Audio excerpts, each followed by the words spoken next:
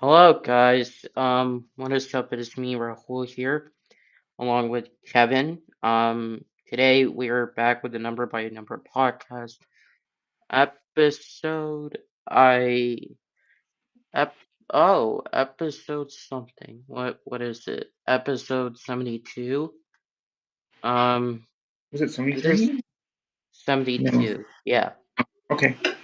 and yeah, it's today's January 27th, 2026. Um. So, before we get started, make sure you check out Rumble and YouTube now and Facebook because I'm streaming on there simultaneously. So, make sure you check those sites out. And yeah, um, I'll start first. So for the last time we recorded, my mom's friend came over and he helped around the house, like cleaning up certain messes. I managed to, for the downstairs study room, it was really messy because a lot of stuff was there. And me and my mom actually discovered a lot of things that my dad left there on purpose. And it was really nerve-wracking. It was really shocking to see that. Um, and apparently his original documents were there. So the passport thing, I do have to mention this. Apparently, he took my birth certificate. Apparently, he did that along with my mom's original copies. Wow. Not all. Um, What your dad did? so yeah, so my mom has to, when I go to her today or tomorrow, has to order a birth certificate, and by the ordering, it will take 3 to 4 days to get it. And then we can go to the county clerk's county office in order to deliver everything I have. Oh, I actually found out, not to get off topic, I actually found out when you have the expired passport, right? Mm-hmm. You do not need to present that. You need to start Yeah. the new application from start, like you're applying it for the first time, Mm, even though you already have the passport. Because you're an adult, and then I think you said you were under 16 when you got the passport, right? yeah. So So this means you cannot renew it. You have to start the new application for your fresh new passport. So you don't need to go back and get that old passport because it's already expired. mm, yeah. Yep. So, but yeah, that's a good thing. Today my mom's friend left to Tampa. He actually drove here by car. Is going there by car now. Um, yeah, it was, and then we got snow actually. Oh my gosh. Yeah, we actually the sad part is that school yesterday was canceled because there was snow, but not only snow, there was snow, ice, and sleet. Wow. In Dallas, right? Yeah, in north part of Texas, I think, which they've been getting for the past couple of years, ever since like 2017, 2018, when I've been here, except for the 2 year, during a time when I was in Tampa. It was really interesting to see that, and it's quite shocking. Like, even in Tampa, it was raining, but there was never any snow. In Texas, there was a lot of snow. Oh, damn. So, You got to see the like, snow. yeah, I got to see the snow, and it's like, it's still there. Oh It's my only gosh. inches, not like a foot of snow, like how you, Kevin, got, and then you have to Yep. shovel the snow. Yep. This is based in Massachusetts. Yeah. It was actually the big storm that stretched from Texas to Maine, I think. Actually, maybe New Mexico. It Hmm. was a big storm. Mm. Yeah, and Pensacola, Florida got it. I don't know if you heard of Pensacola, Florida, but Oh, yep, I heard some parts of Florida got it. I don't know how many inches they got though. But I do have friends that live in Florida and they didn't get it. I think he lives in South Florida, Southwest yeah. Florida, not the Keys, along the west side of Florida by the Gulf of Mexico. Mm. So Tampa, I'm thinking. I think he lives maybe a little bit more south than that, but I think he's he's around there somewhere, from what I Mm. remember. I think he Yeah, enjoys the weather there, the warm weather. yeah, like I I lived in Tampa and it's beautiful. There's a lot of weather, everything. But the key thing is it's what's the most shocking part for this snow, sleet, and ice, it's that it's affected. So a little bit more of an update for the house. Um, so there was a team that I told you that it didn't properly fix. They came back to actually check it, I think. And my mother and I was pointing some things out along with my mom's friend who was on the phone, and we were actually pointing this stuff out. Yep. And they later came with the person, so the people who came, one person who came with it was a woman to go through everything. They came back to kind of fix some stuff, but it was very minimal to none because they fixed the doors, then they fixed a part of my room by painting it, but they didn't do nail pops. They didn't do like, the crucial parts. They painted like in the master bathroom, water damage. Mm. They didn't do certain part, everything that my mother wanted, and it turned out bad. And my mother, they want her to pay a lot of money. She's not gonna do it. Ooh. And then there was a water heater issue. Hmm. This was pointed out to them. They did not fix it. And my mother had to have it like completely replaced because there was a leak, but it's not like a normal leak that is like on the outside. It was a Yep. leak inside, and the whole thing had to be replaced. And Dang. that costed a lot of money. I'm not going to say the price, but it Yep. costed a lot of money. And this made my mom infuriated because this team that came here, I think, was supposed to fix it. Like, fix a majority of the stuff that my mom wanted. But they did the bare minimum.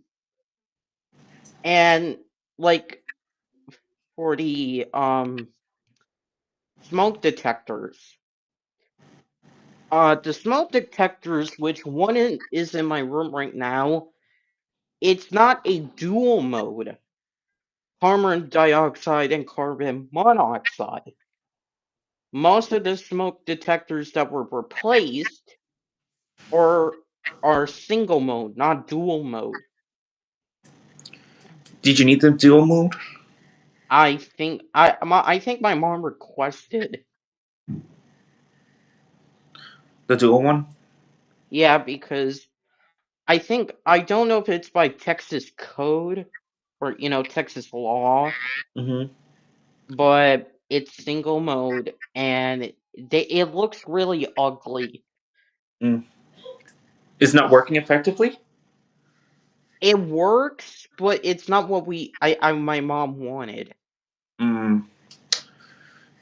So it sounds like your mom's dissatisfied with what they did.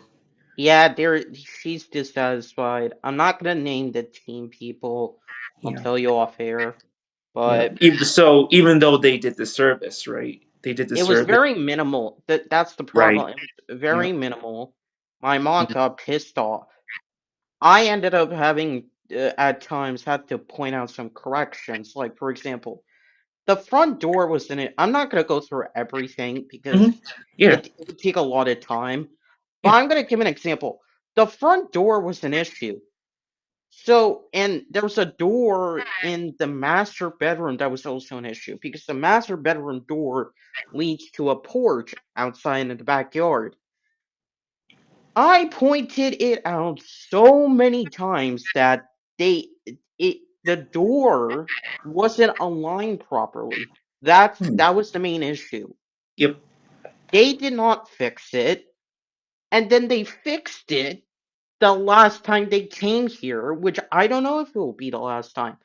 The front door was not fixed, and the problem with the front door was that it would like if you unlock the door, you have to like push it so many times to get out, Oh to my get god. in the house. That's just one out of many ones. Like nail pops, like fucking weather strips were an issue, apparently, and like damn it, water damage, floor damage, so many issues that they only did the doors, the painting, the water damage, the a certain sink in the gaming room and my bathroom. Hmm? Minimal, yeah. And then they, yeah, my mother is finalizing some other things that I won't mention on air. Um, Have you thought of maybe have you and your mom looked at any reviews for each of the vendors that you looked up to see how good they were? no, so my mother, like, to give context, like, my mom needed a solution, obviously. So Hmm. the house inspector, what happens is the house inspector inspects. Yes. Then my mom brought in a team to do their job. But over some time, they didn't do the job because another person came in, my mom Mhm. requested, Yep. and this guy, who I will not name for the purposes of this, did not like what the previous team did, and me and my mom wanted this person. But the woman with the other team insisted because my mother had to pay them out. Yep. That was the plan, right? Yeah. Okay. So the plan, like when you bring in a group of people to fix something, you expect them to fix it. Yes. Well, they barely did anything, like I repeatedly said. And now, the last time they came, they bit, like I said, they did minimal. It was very minimal, or even like below what was required.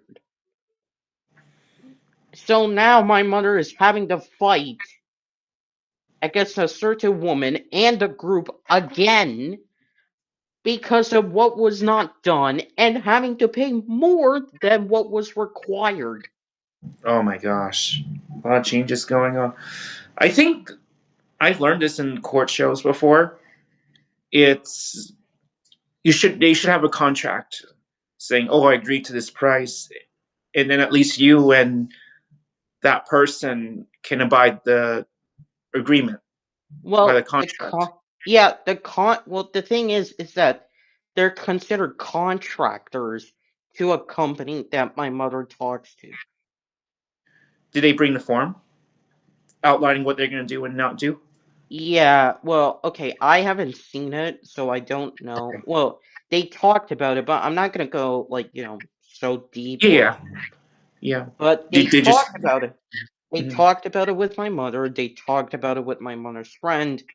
I ended up seeing some of it, like in terms of like what they did by just walking around and everything outside and in the garage and where they were going in the house and everything, but they very they did minimal work. They didn't Or fulfill the contract, basically. yeah, and they did some things that don't make sense. Like for example, like I said, the smoke detectors, they should have been dual detectors. Carbon dioxide and carbon monoxide. Yep. Even though it should have Uh been, even though it was on single. yeah. And well, it was yeah. Other than that, like it was really hectic. So the other part is I've been watching some football, which is really fun. Yeah. And well, you can talk about your weekend as well. I watched some football, and I'm happy to say that the New England Patriots are back in the Super Bowl. I saw a meme on Facebook saying that many states were favoring the other team. I don't know if it's true though. Only a few Seattle states Seahawks. supported the Patriots, Mhm. which is shocking. Yeah, Seahawks. yeah. Um, yeah. I was paying attention to the playoffs, and the Buffalo Bills faced off against the Denver Broncos. Yep. And what was so shocking is that he lost in overtime, and there was a controversial call that was supposedly a catch, but then an interception. The Denver Broncos won in overtime, and it caused the Bill head coach at the time, Sean McDermott, to be fired, Wow. even though he led the team to multiple playoff appearances during Dang, his wait, is this tenure. for who? What's this team for? Or is this The Buffalo Bills. okay? Yep. Yeah, like, and the New England Patriots. Like, imagine if the Patriot Bills faced. It would have been interesting, but the Denver Broncos. I watched the AFC Championship game. I was paying attention to the ESPN website, the scoreboard, and it resulted in a score of 10-7. Oh, It was so horrible because like you wanted to be competitive. yes. Defensively, it was competitive, but offensively, it was bad. Oh my god. 10-7. And then the Seahawks versus the Rams, the Seahawks won 31-27. Mhm. And yeah, before we get into, Super Bowl 60 predictions, Yep. Kevin, it's time to talk about what you've been doing since the last recording. Oh. Oh my god, it's been a while since we did our podcast. So this is gonna sound crazy. So on I forgot what it was. As you touched earlier, we got a snowstorm. There was a huge storm that stretched from New Mexico to Maine, I think.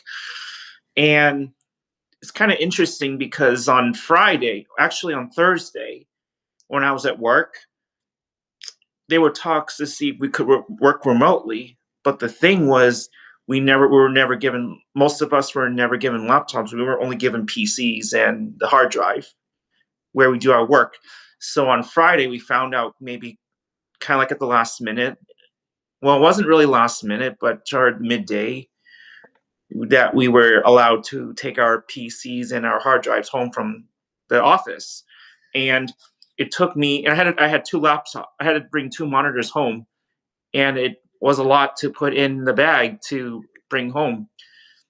And Saturday, I worked, and we were actually getting ready for. Well, we weren't really getting ready for the game.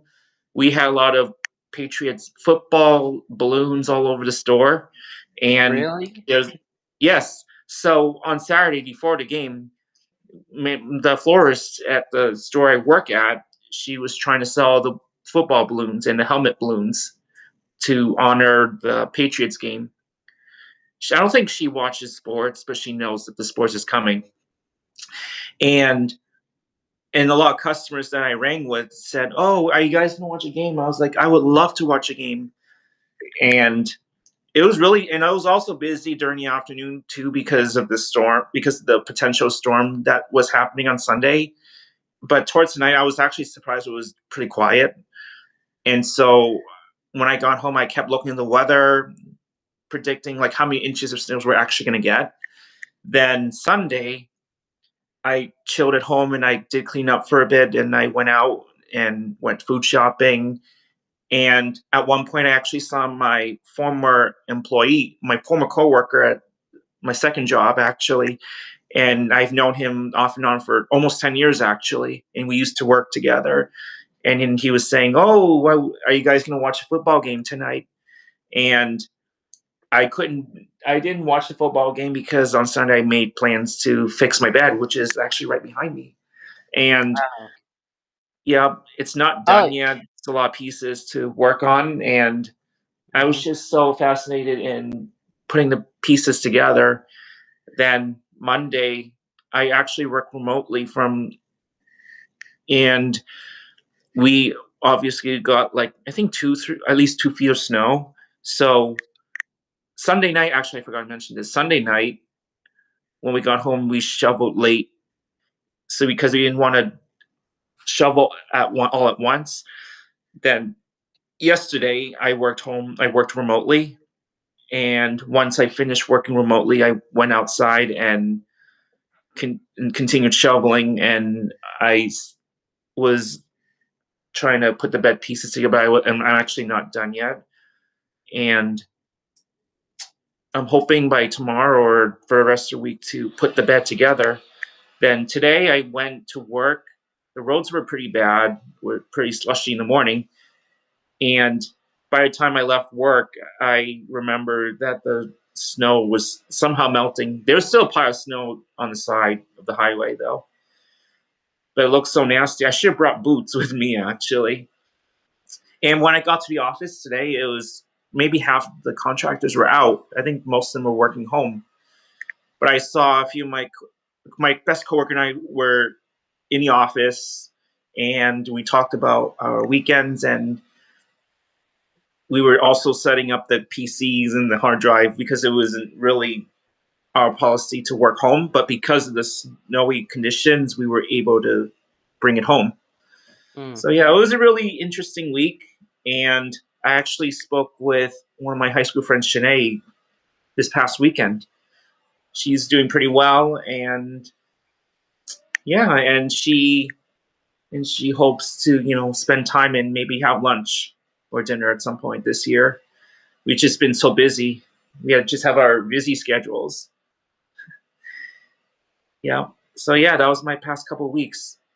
Oh, and I've been looking at videos of make Drake May, and I actually hope to meet him one day. It'll be really cool for me to meet Drake because last year when Juju and I did the Special Olympics at Waltham, we met Mike Vrabel. I remember dancing together and we took selfies. Well, I didn't take selfies. One of my friend's mom took a group picture of us with him in the background. Like I remember Mike was wrapping his arms around me, and I was like right next to him, and Juju was a little bit towards the front. And it was a good time. And then Juju and I were talking to see like, oh, is Drake gonna come to the Special Olympics this summer? It'll be really cool if we meet a celebrity or a football player. So yeah, that was my past couple weeks since our last podcast. It was a really historic weekend, but at least it's over now. Yeah, I mean, I'm happy that the New England Patriots won because, like, well, it's been a while, and also, like, Mike Vrabel, who I Mm-hmm. have to talk about, Yep. let's actually go into this. So, if you want to, if You want to, Kevin? Go ahead. Yeah, it'll be a good chance for me to learn more about him, even though I don't watch football as much, but I should, because Yeah, most of our so friends like to watch footballs. yeah, so for the NFL, right? Super Bowl 60 is gonna take place in Santa Clara, California, and Levi Stadium. Wait, when is this? Which it's gonna be February 8th, Oh, February. That's like a couple weeks from now. and it's gonna be live streamed on Peacock, Hmm. which is an NBC subscription. Oh, do you have to pay for And it? Right? yeah, but I have Peacock. Well, a friend of my mom's friend has Peacock, Yep. so I could watch it on. I'm gonna watch it on there. Nice. So this is interesting. Um, for many. Well, actually, it's interesting for many reasons. So the New England Patriots and the Seattle Seahawks are rematching in Super Bowl 49. Ooh. So did you watch Super Bowl 49 or no? I don't think so. I did watch it in early 2020 though, before COVID came. I was at Juju's house that time and we saw that game. I don't remember the number though. I think it was it 40. It would have been 54 or 50. So I'm not good with numerals. I don't I'm not good with numerals, the Roman numerals, but I've seen that particular game.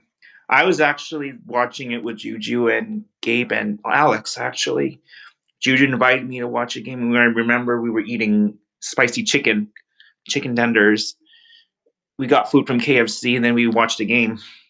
so you're talking about Super Bowl 54. Yep, yep, That was between the Kansas City Chiefs and the San Francisco 49ers. yes, yes, yep. I watched And that. and the Kansas City Chiefs won 31 to 20. Funny story. Gabe supported the Kansas Chief. Juju, Alex, and I supported the 49ers. Yeah, I think you said something about that. It was so funny. I guess Juju was surprised that Gabe supported the Kansas Chief. Yeah, and here's what's important for Super Bowl 60 is that for it's each team respectively, like the Seahawks achieved a 14-3 record, so they're the top seed. And this if they're seeking their second Super Bowl win and their first one since Super Bowl 48 that is not in the Legion of Boom era, which was a period that the Seattle Seahawks defense was very defensively good. And for the New England Patriots, they also achieved a 14-3 record, but it's their second. And they're seeking a record seventh Super Bowl win, and while making a record extending 12th appearance, this would mark their first appearance since the Brady Belichick era after last winning Super Bowl 53. Mm, I heard good talks about Drake May.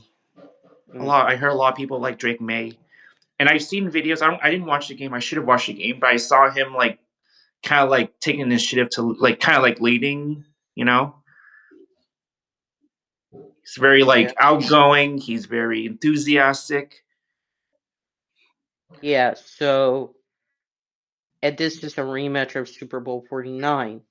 I did watch this Super Bowl actually, and this is the part where I do have to mention to the audience that Malcolm Butler was the hero of Super Bowl 49 because the last play of the Seattle Seahawks drive, Pete Carroll, head coach at the time, It was 28-24. It was the Seahawks' last drive. Yep. Pete Carroll later came out and said, like they had to, on one of these plays, we had to run and pass, like at least one of these plays. They had a running back called Marshawn Lynch who was very dominant at the time.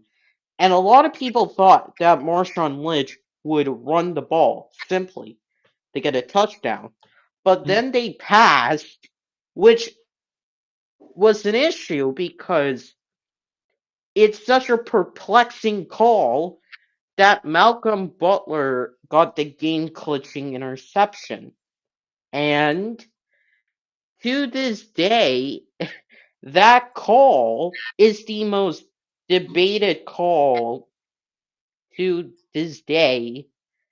And Super Bowl 49 at that time was the first Super Bowl win since 2004. Wow. Yeah, that was like in the early stages of the Patriots dynasty. So if the Patriots win to this Super Bowl, they will, win a seventh, which has never been done before for the Super Bowl era. Now you talk about Drake May, right? You talk Yes. about this lovely Drake May. Well, I want to start with the head coach, Mike Vrabel, who you and our friends took a picture with. Yes.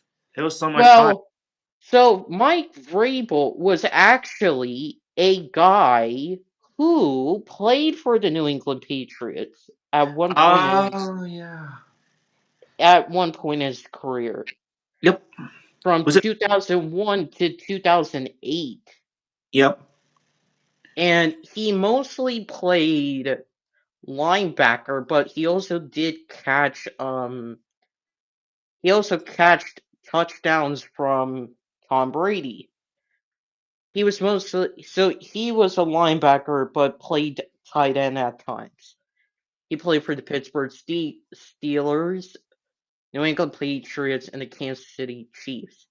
So, Oh.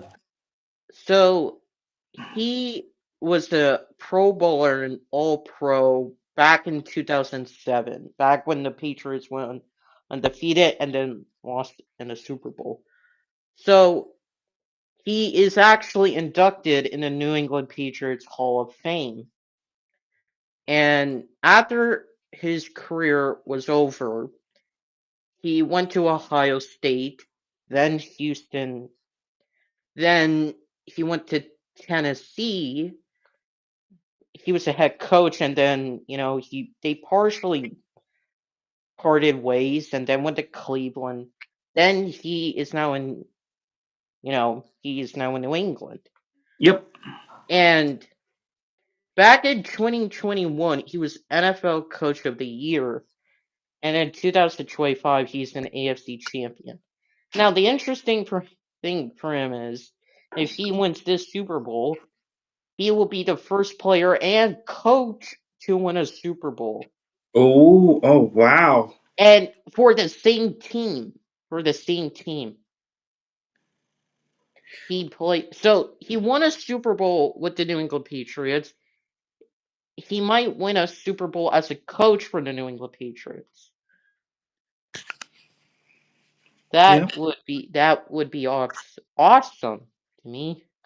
For first time in history for as a coach. And now we have Drake May. Will you Yeah. like? Oh yeah. I actually want to meet him. I seen pictures of him, and I actually hope he comes to. I hope to find time to meet him. When I hear news lines about the football game, I was like, I should have watched it. I guess I'm just keep lost track of time. But there's a one time I really want to go to a New England Patriots stadium, but even though the tickets are expensive, but the chances of meeting the players, it's like really hard. I mean, I've seen people try to high five them, but it's like really hard and try to get autographs. Yeah. So Drake May was born on August 30th, 2002. in Huntersville, North Carolina, and attended William A. Hull High School in Cornelius, North Carolina. And transferred to Myers Park High School in Charlotte. He primarily played football and basketball. He has 3 brothers. 2 of Yep. his brothers, Luke and Cole, won national championships playing collegiate sports. They're very competitive, and during so in July 2019, he had a he had a he was committed to play for the Alabama Crimson Tide, but in March of 2020, he flipped his commitment to North Carolina. Yep. Wow. And then for 3 seasons, he redshirted his first year, although he played 4 games. And then the next 2, he played, and he was just his 2022 year was good. So then he declared for the draft, and his first 2 seasons, his first season was not really good because he was part of a Patriot squad that did not look good. Because he threw for, in 13 games he played, 12 of which he started, he passed for 2,276 yards, 40 touchdowns, 50 touchdowns, 10 interceptions, with a 88.1 passer rating. Although he rushed for 2 touchdowns, which is really good. Then the next year, he was selected to a Pro Bowl. This is by far one of the most impressive seasons for a second-year person, because he went 14-3 under Mike Vrabel. So he led the league with that record, 14-3.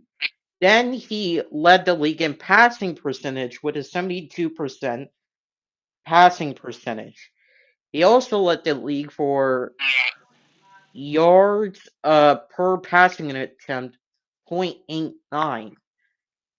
He also led the league in a passing rating with 113.5. Wow. So this is crazy. He passed for 4,394 yards, had 31 touchdowns, 8 interceptions.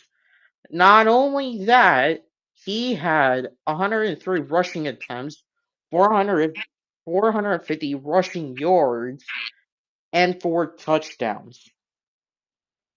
Wow. And he was selected to a Pro Bowl, and he was named second team All Pro. Damn. So that should say something, doesn't it? Yes. That says something, right? Oh yeah, yeah. I mean, it's a lot. And Yeah, I mean, what do you have to say? He's a very talented quarterback. He finally got yeah. the head coach he needed.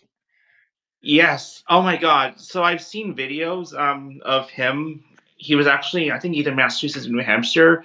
I've seen clips of him running the camp in an organization under his name, and there'll be little kids playing football, and then he's like very unique in a way where he wants to inspire all the players to, have fun. That's what his goal is. And I've also seen him getting pictures with the players too, and there'll be times where some kids may bring like the shirt in so they can have an autograph.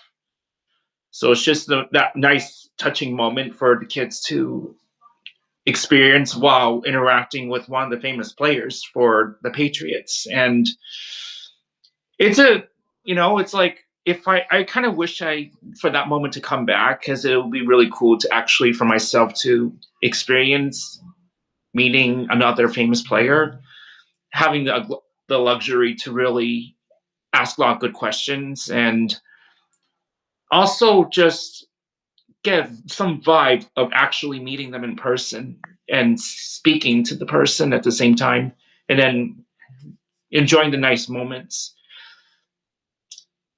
Yeah, that's important, isn't it?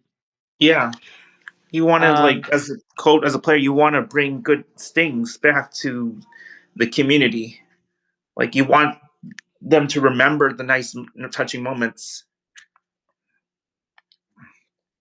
yeah, it's crazy because um, I thought because Tom, the Patriots had one playoff season under Mac Jones and they went, I think it was 10-7, but Yep. it ended horribly. Oh, really?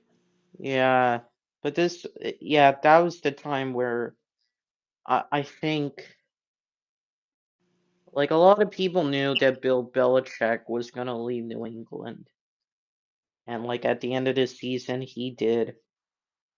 And I mean, I give all him the credit in the world for building up the Patriots, but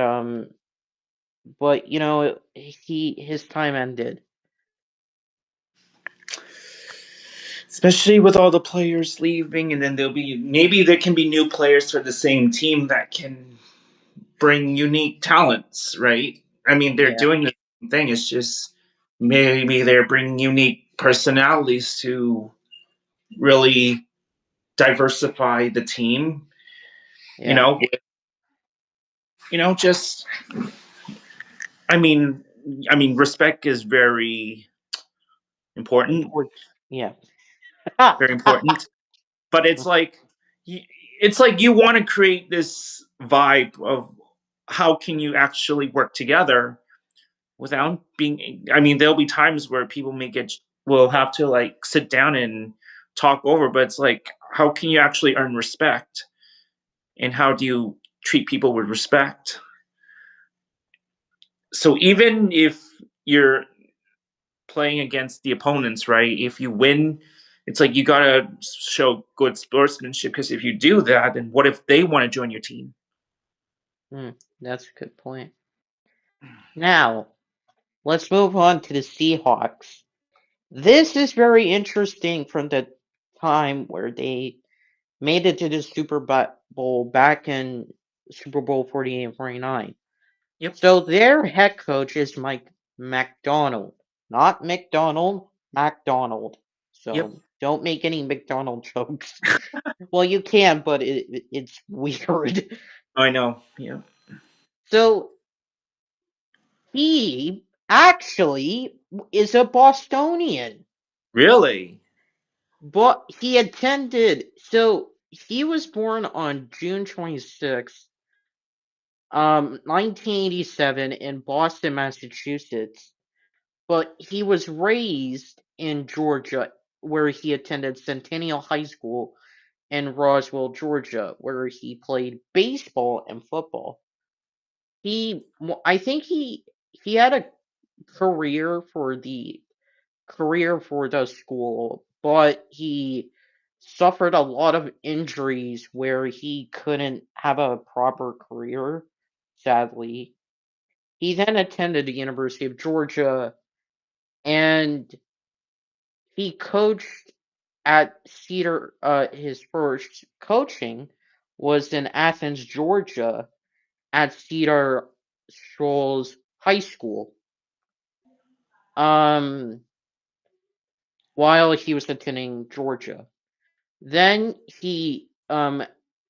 around that time, he went to Georgia he was primarily like a defensive coordinator, for Georgia. Then for Baltimore, he went to Baltimore, where from 2014 to 2020, he was primarily a defensive coordinator. Then he went to Michigan for just one season. Then He went back to Baltimore for 2 seasons. Then in 2024, he became the Seattle head coach. In his first season, he won 10 wins. He had 10 wins, which is a he became the first head coach in franchise history to have that. Wow, 10 wins.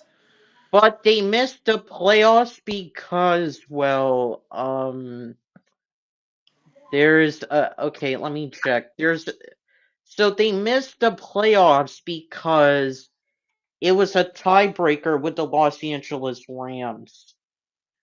Really? That was the reason why. The reason why they missed the playoffs was because of like uh the tiebreaker is that the Los Angeles Rams clinched the NFC West and the number 4 seed over Seattle based on strength of victory. That was the tiebreaker.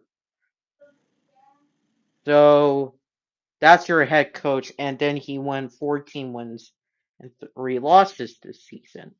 Wow. Now, let's look at the quarterback, Sam Darnold, who was born on June 5th, 1997, in Dana Point, California. He attended San Clemente High School in San Clemente, California. He played football and basketball. And he was named South Coast League Most Valuable Player twice, along with being named to the All CIF team. And he could have played basketball in the Pac-12, or he could have been a basketball player. And coming out of high school, he was primarily a 4-star recruit. Something to keep in mind because he went to USC, University of Southern California, in Los Angeles, and he redshirted his first season. He didn't play 4 games because at the time, if you redshirted, you could not play any games and still be counted as redshirt. Yep. So he redshirted. In his second season, he played 13 games. He went on a 9-1 record, and he won the Rose Bowl against Pennsylvania State, 52-49. Wow. Oh my gosh. Then in the next season, USC won the Pac-12 Conference Championship, but lost in the Cotton Bowl Classic, where he got an 11-3 record. So, okay, that's his high school and college. Now for his NFL, he played 4 seasons in New York, but then was traded to Carolina. The problem is that in New York, out of respect for the New York Jets, they're not a good football team. Just to be clear, I watched plenty of New York Jets games against New England Patriots. They're trash. Mm. They're really bad. Oh my gosh. And his quarterback play, he wanted to be a New York Jet for life, but he Oh, couldn't do that, so he was traded away. Then even in Carolina, he was bad because he had in his 2 seasons he had 18 touchdowns and 24 interceptions in total. That wow. is really bad. Yeah. Then he spent 1 season on the bench in San Francisco. So I think a lot of people he would be a bust. Then, well, in San Francisco, he signed a 1-year contract. Then he signed a 1-year contract in Minnesota, and he just showed his confidence back. Oh, wow. In Minnesota, he got a 14-3 record, 4,319 yards, 35 touchdowns, 12 interceptions with 102.5 passing rating. So even though he wanted to be the Jets, right? Was there any other football teams in New York that he could have been part of? The Giants, but he was drafted by the Jets. Mm, He was okay. drafted by the Jets, went to Carolina, went to San Francisco, and then just exploded in Minnesota out of all teams. And Wow. then, but the Vikings, so the interesting part, to make this brief, the Vikings drafted a quarterback that very season, J.J. McCarthy, but J.J. McCarthy got hurt that season, missed the entire season, making the first round pick to miss an entire season. Oh So God. they had to rely on Sam Darnold. Oh yeah, to take his spot.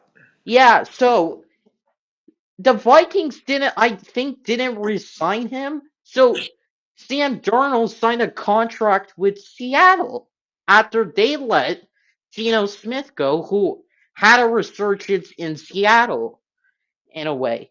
So Sam Darnold um had another great season.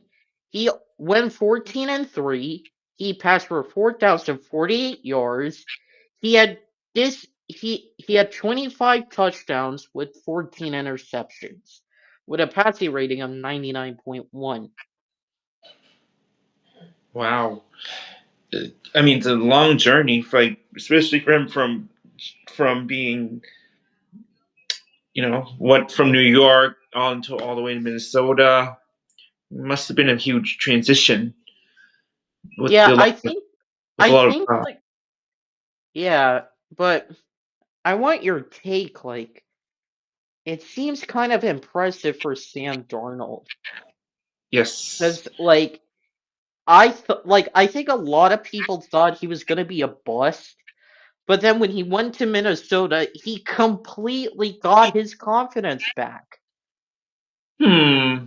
I think from my analysis, I feel like when it took him, maybe he's trying to get used to, maybe he's not adapted to the environment, because from what you're saying, it's like he's joining this, and then he's joining that, and then now he's joining this team, and then now eventually when he got to Minnesota, it's like from my understanding, it's like maybe it's just I don't know, maybe he's trying to get used to the environment of working team, because like I said before, it's like you got to work together as a team, right, to be a good Yeah, team.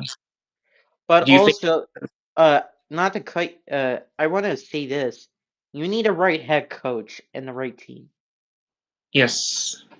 In New What can you do York, to benefit it the team? wasn't. In New York, it was not good. Right. In Carolina, it wasn't good, but he did not. He had so many interceptions.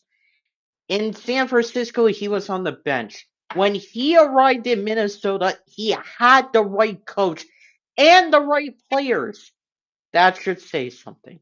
Mm, yeah. I I would think agree. I would agree on the environment, but would you agree that he needed the right head coach? Why or yes. why not? Yep. I think it's like what how can he like benefit from the football coaches, right? And how can he make a good team player, right? It's like when you like meet certain like the coaches, it's right, it's like I know all the coaches are up for like showing discipline. I guess I don't know if discipline's the right term, but it's like they want to do what's best for the player, but maybe from the start, right? As in NFL, maybe he didn't like I'm guessing maybe he's afraid of speaking up to the coach from what based on what you're saying. And then when it comes to like finding the right one, it's like, okay, I got this. I mean, I know how football works. It's just I'm actually hang out with the right people. Are the people that I'm working with are good to deal with? Especially with how many teams he's been jumping to until he literally finally lands into Minnesota. especially with the contracts, buy the contract, and then, oh, okay, this is a better team. I mean, it's like a big adventure for him to like figure out what team was really best for him. Yeah, well, he he's n- his archetype is a dual threat Yeah, quarterback. It has been described as a gunslinger. really. So from 2024, he has earned 2 Pro Bowls. Wow. Yeah, so it was really impressive to see, and his wide receiver is good because his wide receiver is Jason Smith and Jigba. He was born on February 14th, 2002, so he's a Valentine's Day baby. Yep. He was born in Nacogdoches, Texas. I think I said that right. But he grew in Rockwell, Texas, which, for anybody who doesn't know, Rockwell, Texas is actually in North Texas, Yep. and Texas is a big football state. Their football breeds there, as most Texans would say, and he actually,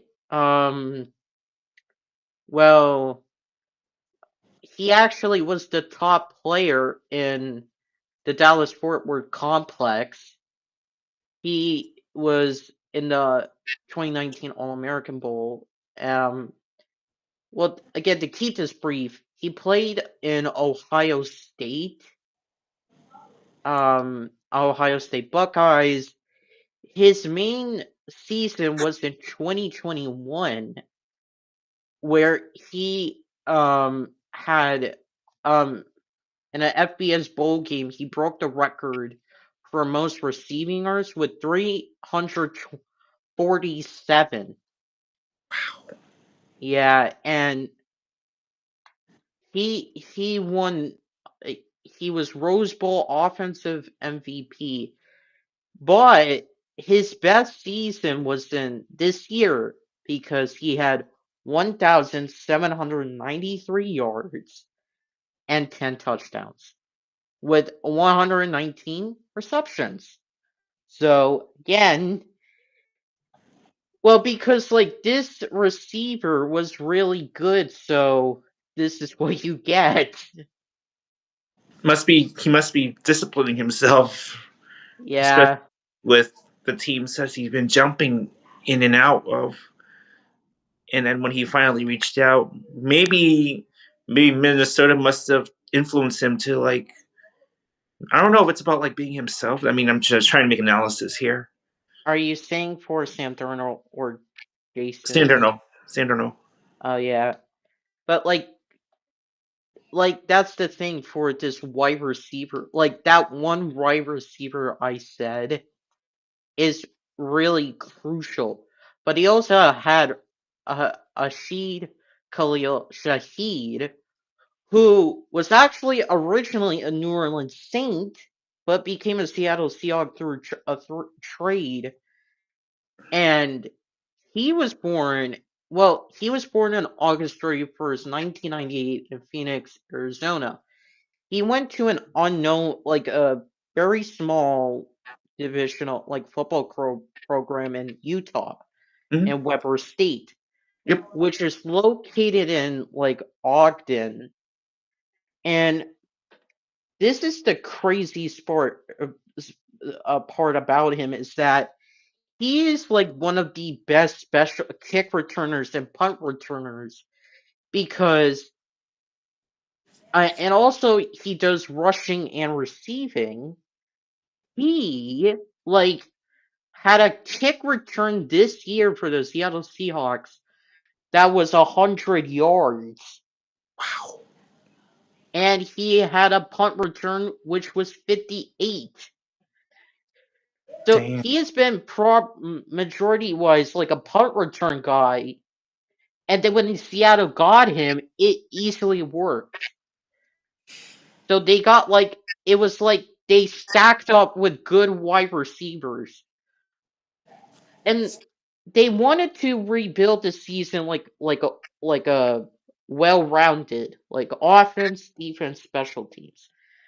But it shows like they were good. It worked for them. That's why they're a Super Bowl. I mean, it's Yeah. interesting. It's a rematch, but it's very different. What do you, well, yeah, I know you and I are gonna see the Patriots. Do you have a score in mind? for what's gonna happen, you mean, or Yeah, sure. oh, I was hoping for the Patriots. Maybe they could. I'm guessing they'll probably win 25, and Seahawks might win 8 points. That's my guess, but I could. I mean, because I feel like now, I mean, New England Patriots is doing pretty well, especially with the new player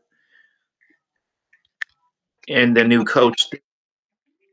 But I'm guessing maybe Patriots will get 25, and then Seahawks could get 8. Get it? Uh, February 8th, they'll get 8 points. uh, yeah. Is that okay? Well, I need a final one. I got an idea for this. I got a cool idea for this. Yep. Okay, so what is your final score? I would say Patriots could score 25, while the Seahawks could score 8 points. 25 to 25 to 8. 24. Okay, 25 to 8. Um, hold on. Super Bowl 60 predictions. There's going to be a reason why I'm going to do this because I want to place a bet on this. Oh, I'm yeah, I've seen gonna that before. I'm gonna say, oh God, I don't even know the score of this one. I'm gonna say I can't say yours, and also 25 sounds like an unlikely number, but that's your final one, so Yep. I will respect it. Yep. Um, I'm gonna go more like 24-21. Okay. Oh, 24 for the Patriots, you mean? Or Yeah, 24-21. hmm. I mean, 24, I mean, in terms of how well the Patriots doing in Seahawks. Okay. Um, okay, so here's the thing. Let's say, okay, I got an idea for a bet. Whoever is closest or gets the exact score gets to host this podcast in any way, shape, or form. Okay. I'm ready. Uh, deal? Shake Deal. you? No, shake. Show me your hand. Show me Yeah. your hand. Yeah. Agree? Okay. So I'll write it down for you. Okay. Yep. Do you want to give a take or anything what we said so far? Oh, yeah. I'm just glad that the Patriots made it to the Super Bowl, and I know it must have been a really intense game. I mean, too bad. I wish I watched it, but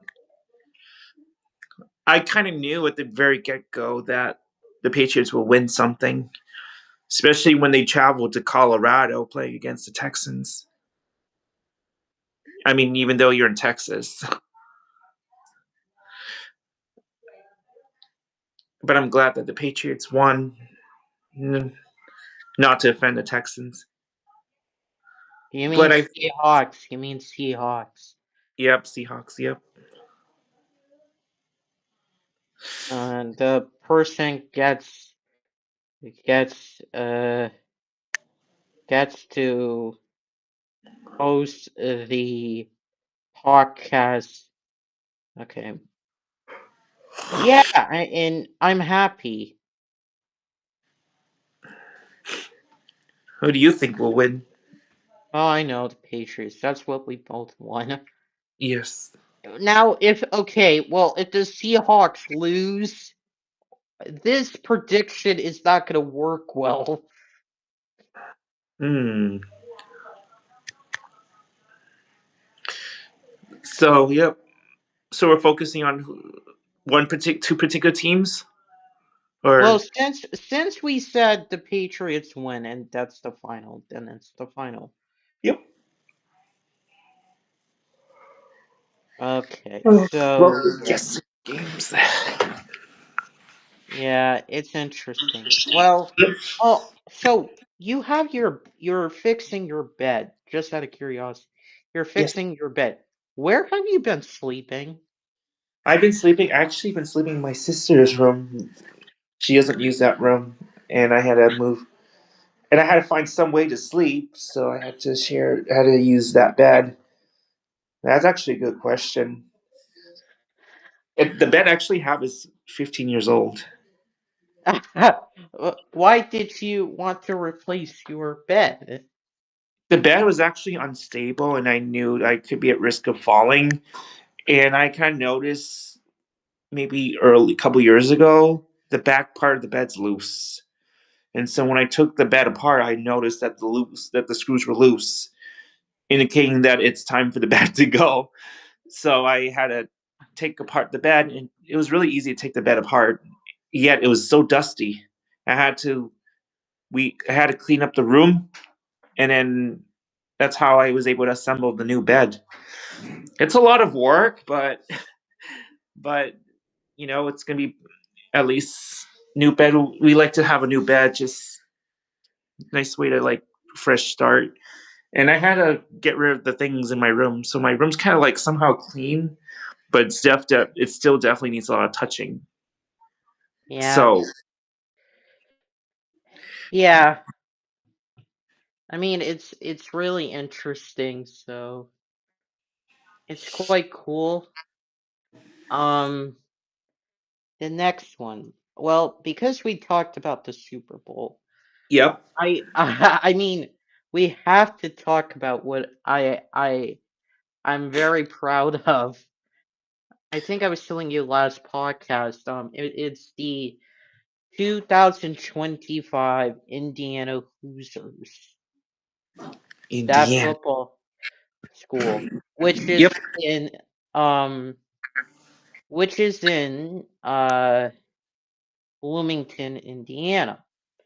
yep, And the crazy thing is for Bloomington, they were considered a basketball school because for the longest time they're not a, football school. yep, And then they brought in a coach last season called Kurt Signetti, and he wanted to be like a famous coach like Bear Paul Bryant, I think his name was. And the interesting part because he was a Hall of Fame head coach, yeah, and Kirk Signetti actually was a part of the initial dynasty run of Alabama yep. from I think it was 2007 to 2011. Hmm. No, 2007 to 2010. That's a correction on my end. Then he from 2011 to 2016 he went to IUP, Hmm. then which is like Indiana University of Pennsylvania. Hmm. Then he went to Elon 2017, 2018. 2019 to 2023 he went to James Madison, and 2024 to the present he is in Indiana. So, and Indiana. he's actually the son of a Hall of Fame friend, head coach of Frank Signetti Sr. Ooh. Oh, speaking of which, we actually had a talk with our friends that we should visit that National Basketball Hall of Fame in Springfield, Massachusetts. It's actually a museum. And Mm, if you ever come to Massachusetts, we should definitely visit that place. mm, It's a very yeah, far drive, but worth it. yeah, Springfield, We home actually of buy it a Spring. lot just to go while going to Six Flags. We can Yep, literally see the ball, the statue, the monument with the basketball on top. yep. And well, this is the most important part. I- The thing is, so he went to Indiana. I'm gonna Yep. keep this brief. Kirkson and he went from James Madison to Indiana. and he used the recruiting and the transfer portal. And Nick Saban said he's a great recruiter, one of the best recruiters. That's why, like at James Madison, his team was great. Elon, it was great. IUP, it was great. So when he went to Indiana, he had that experience for a power school. In his first season, he went 11-2 and made the college football playoff in a 12 team. The first ever for Indiana. Yep. But they Wow. lost to their rival in Notre Dame at their home field 27-17. Okay. Then the next season, which is what I witnessed in its entirety, from the Big Ten to the Rose Bowl, Peach Bowl, and then the national championship. It was historic for many reasons. Well, number one, they defeated a top five ranked team on the road for the first time in week 7, number 5, Oregon. And they were number 1 in all polls, had a road victory at Pennsylvania State in week 11, the first ever. They finished with a perfect record, 12-0, which is a first for them, and they made their first Big Ten championship game. That big championship game is considered a game of the century because not only Ohio State and Indiana faced off, they were undefeated, and Ohio State was ranked 1, and Indiana was ranked 2. And the quarterbacks were considered Heisman favorites, which goes to the player who's the most valuable player of college football, of the FBS level, I should say. Then, when they won it, they defeated number 1 Ohio State 13-10 for the first time since 1988. They won the Big Ten title since 1967, and they won the Big Ten title outright. Get this, since 1945. Wow. Oh my God. That's like That was 81 years later. 1945 was the end of World War II. Oh my God. Forgot about that. 1967. I totally forgot about that for some reason. Even though we're talking about like positive things. Yeah. What do you thought? Um Quarterback Fernando Mendoza. He is a Bostonian, but was raised in Miami. Miami. Maybe he loved Miami.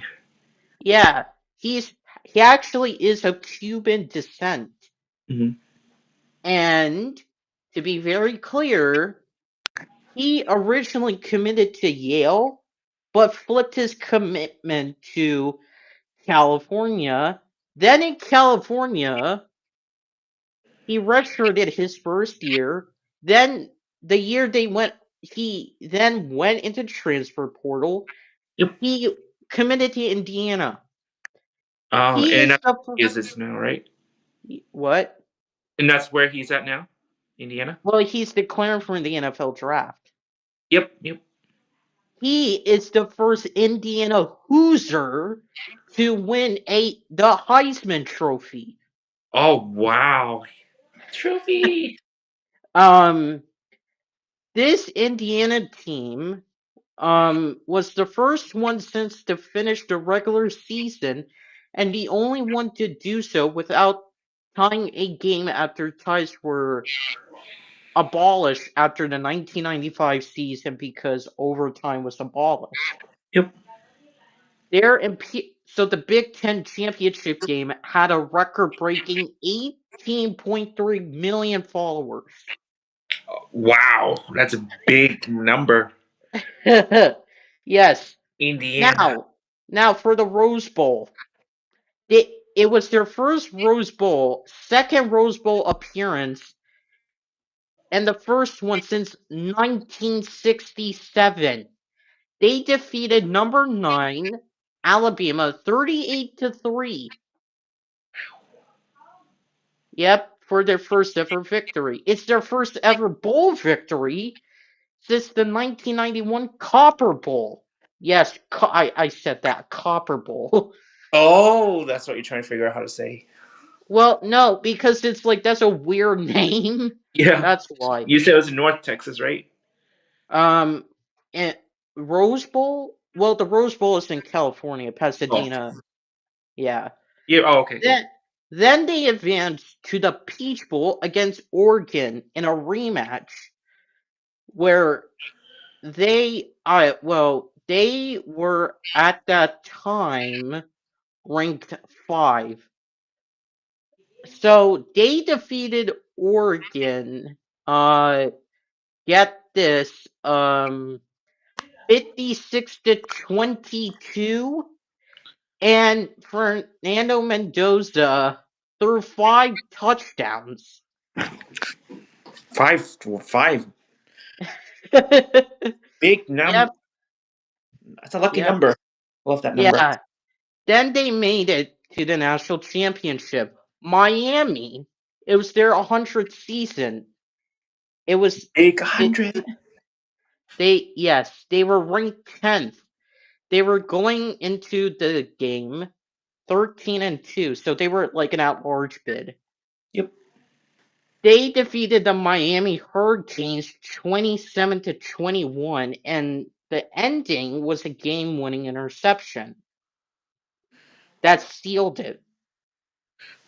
And the crazy thing is, they became the first FBS program to compile a 16-win season with, being their first national championship since the 1894 Yale Bulldogs.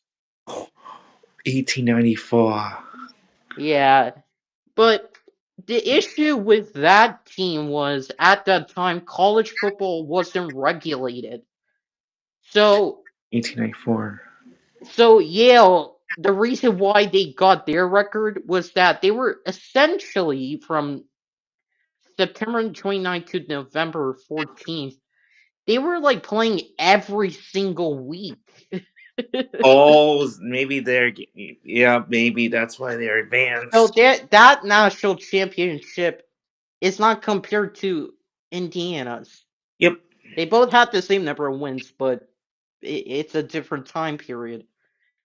And they they're the first Big Ten team. Um, the other statistic is that their first team, other than Michigan and Ohio State, to win a national championship since Minnesota in 1960. That's like 66 years. Yep. And the first new team to win a national championship since Florida in 1996. Yep, a lot of big accomplishments there. Yeah, and Florida. this okay, well, there's a lot Maybe, more. maybe, maybe it's hot to play in Florida. Yeah, well, true, I think so. And one more accomplishment. This team also became the first Hoosiers athletic program to win a national championship and complete an undefeated season since the 1975-76 men's basketball team, Oh, where is this? Indiana. Indiana. Okay. Yeah. Basketball. So their basketball school back in 1975-76 went a 32-0 record, Hmm. and they faced Michigan in the same conference, which is really weird. So yeah, They're like what do you neighbors. have? Yeah, and this is considered one of the greatest turnarounds in college football history because in 2023 they had a losing record and they're power out of the college football programs in the FBS level, they have the most losses. Wait, Indiana? Yeah. Yeah, I mean, despite just a lot of winning and loses, I feel like it's like maybe you think it's because there's a lot of players that are been switching out, which causes sometimes they might lose. Maybe they might be. No, I mean, I'm not saying they're an inexperienced player, but they don't have enough experience with the NFL. Well, that could be a good point, but you also have to focus on the accomplished that they did. Yeah. Yep. Eric Signetti was the right head coach for Indiana. He signed a 6-year contract, the last extension last year. Yep. Now he signed an 8-year extension this year. Make millions of dollars, make big money. Yeah, and what do you have to say for the Indiana Hoosiers? As a Yeah, I fan? mean, I mean, I know you said like, yeah, I feel like it's Indiana goes a long way, especially like with so many loses and winnings, and especially with the football. Maybe it's the football coach that maybe that brings a lot of positive or negative, or some football coaches for that team might bring good inspirations or bad inspirations, But yeah, which may cause, huh? yes, I do agree. Well, I'm saying like what would how do you feel for Indiana? They With won their first national championship in football. Yeah, I mean it's a really big accomplishment. I mean, I bet especially must be really good, especially with the new football coach, right? That football coach that you were just saying, it's like Kirk maybe Cignetti. he's like maybe he's probably the best one so far. Maybe he cares about the team. Maybe he doesn't care about he only not only cares about the money, but he like I want my team to be the standout. Yeah, and he uses the transfer. Like I said, he's a very great recruiter. So Yep. what? Well, my other question is: do you think this is one of the biggest things Indiana University has accomplished? Yeah, from like a historical standpoint, yeah. Yeah, I think. If you not to cut before you continue, if you have a question of mine about this, please feel free to ask. Oh, okay. Yeah, I do. It's like, I mean, it must be really special, especially the recent ones. It's like, what do they actually do? I think you said like they play a lot every week or something, or was it a different team? I forgot. It was the 1894 Yale Bulldogs. That I use that as a comparison because back in 1894, during the early days of college football, it was Mhm. like during the 1870s, 80s, 90s, up until like the 1960s, it wasn't really regulated properly. Yep. So that's why the Yale Bulldogs had a 16-0 record. That's very different from Indiana. That's why. Right. Yeah. I think my question then is like, do you think we will have play? This might sound random. Do you think we will have someone from the Indiana team to join the Patriots one day? Hopefully. But here's the thing, right? Um, the accomplishments. Yes. It's been a while. Like Kirk Cignetti wants to turn Indiana Hoosiers into another blue blood in football. Do you think it could happen? Sorry, Why could or you? why? Sorry, could Kirk you? Cignetti wants to turn. I think Kirk Cignetti wants to turn Indiana into a blue blood, In a good as way? in a blue blood, as in a very successful program. Hmm.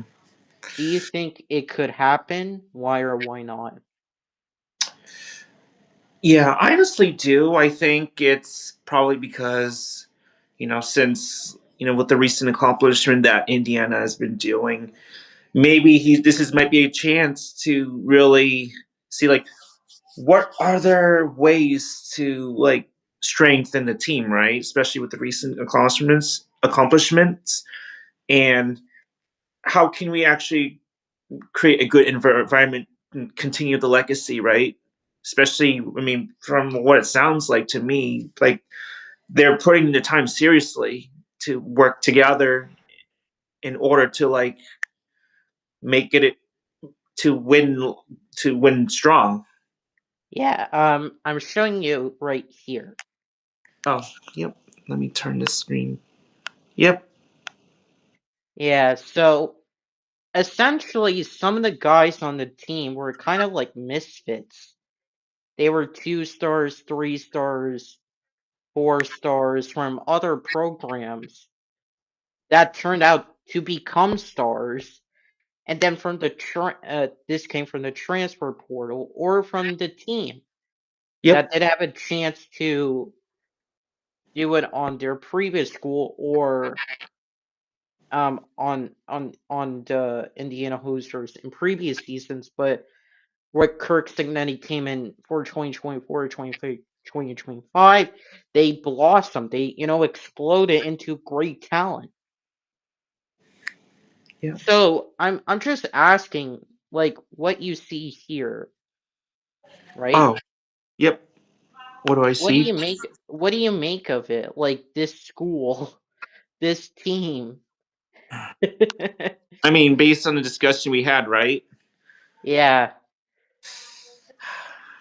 I feel like, based on what you said, it's like, I feel like, especially with the time that has been evolving, especially with the new player, with different players that are joining, yeah, maybe that could have been a huge asset for the recent accomplishment that they made. Or maybe maybe someone who was once opposed the Indiana team to maybe see if they could help the team out and to try to yeah, not make history, but like feel a sense of accomplishment. Maybe that could be something. yeah. Um, I do want to say, so they won 16-0. They Yep. won the Big Ten. They won the Rose Bowl. They won the Peach Bowl and the National Championship 16-0. What do you think those accomplishments mean to Indiana Hoosiers fans and the team? Wait, so can you say it again? I just want to make sure. So they won the Big Ten championship. Yep. No, well, they finished out undefeated record in the regular season. They won the Big Ten championship. They won the Rose Bowl. They won the Peach Bowl, the national championship to complete a 16-0 season. And what do you think that means to Indiana Hoosiers fans and fans like us who may be interested? Yeah. I feel like they're trying to put a lot of serious commitment, trying to make his not history, not I don't know if history is the right word.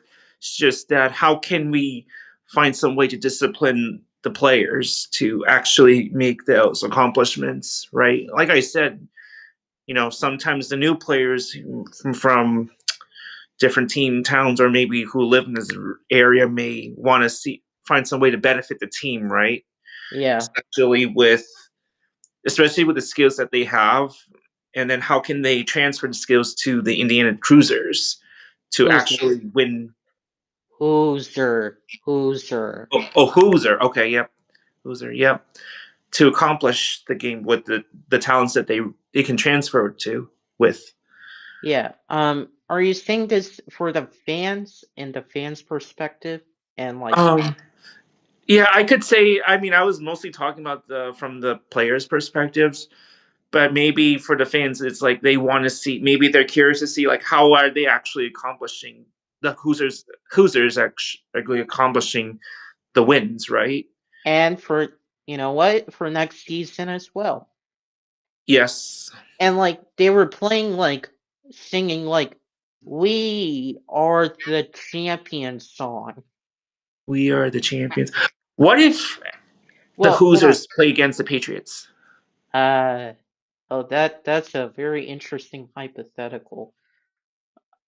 Because okay, well, I think the Patriots would win, But the problem is with those hypotheticals, it's like they usually do what would happen if the best college football team plays the worst NFL team. That's what they Oh, usually go with. So yep. for Indiana, I think it would be interesting, but it's really odd because you have to take into account that these college players are mostly 18 to 24 Mm. And then and the teachers. NFL, yes, Yep. exactly. Yep. So, well, yeah, so do you think these accomplishments, what I have said, mean something?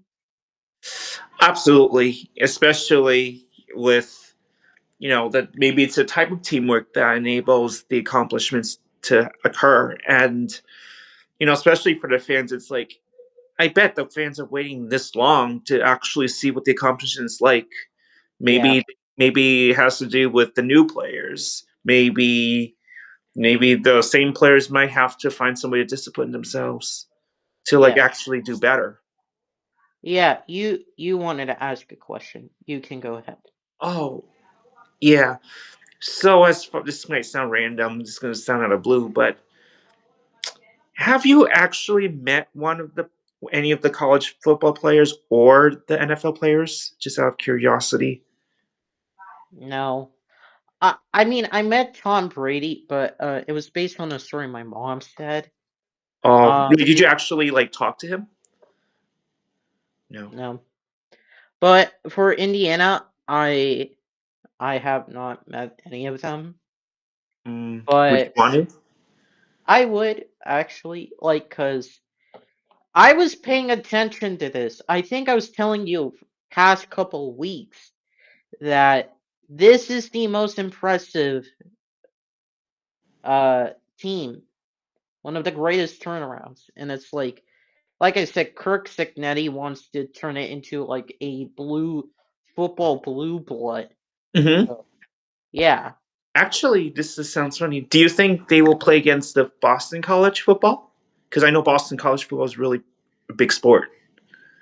What do you think? No, I think it may be a while, maybe in the 2030s or 40s, because to explain why, for the audience, most power schools don't usually play against other power schools because, like, they kind of want to focus on the number of conference games they have and Mm. also the type of non-conference game, I guess, as sort of team. For example, I'm just going to give a quick example for Indiana's next season, for example. And by the way, Indiana Hoosiers play in Bloomington. You know who's famous from Indiana, Who? Bloomington? Who? Mark Cuban. Mark Cuban. Oh, yep, I've heard him. Yep. He was once the owner of the Dallas Mavericks. Oh, that's right. Yeah, I think you were telling me about this. Yeah, so because it's the 18 team league in the Big Ten, they had to do protected rivalries, unprotected rivalries, so it's going to change every season, the schedule. So they play, uh, uh Indiana plays North Texas, Howard, Western Kentucky. Those are not good schools because one of which is an FCS school, and two of which are what you call group of five schools, which they have prestige, but it's not the same prestige as a Power Five school. Right. Like Oh, right. Indiana is one of them. Yep. They play Northwestern, Rutgers, Nebraska, Ohio State, Michigan, Minnesota, USC, Washington, and Purdue. Purdue is actually a protected rivalry, so that's gonna stay. Yep, I've heard a lot about Purdue University in commercials. West Lafayette. Oh, yeah. Wait, where is that actually? Is that in Pennsylvania? No, No. Indiana. Indiana. Oh, yep. Notre Dame, Purdue, and Indiana are all located there. Lafayette. Yeah. Um, do you have any questions in mind or take? Yeah. Oh my God, I have so many questions for you. Wait. This is going to sound personal, but if when you lived in Massachusetts, have you ever been to New England's Patriots Stadium before? I have. I actually seen it. So this was for a friend's birthday, Yeah. and we went to do this like thing with like it was some kind of submarine thing that would go. It was fake. It was kind of like a what you call like a puzzle room, like an escape room, puzzle Okay. escape room where we would solve things to get into the sub like this thing, and then it would rise back up and everything and so on. Wait, so did you go inside the stadium? No, I just saw it from a distance. Oh, okay, yeah. I've never been inside it actually, Yeah, but I've seen the outside. Actually, that time it was under construction. yeah, and well, yeah, they should play at Fenway Park, not Foxborough.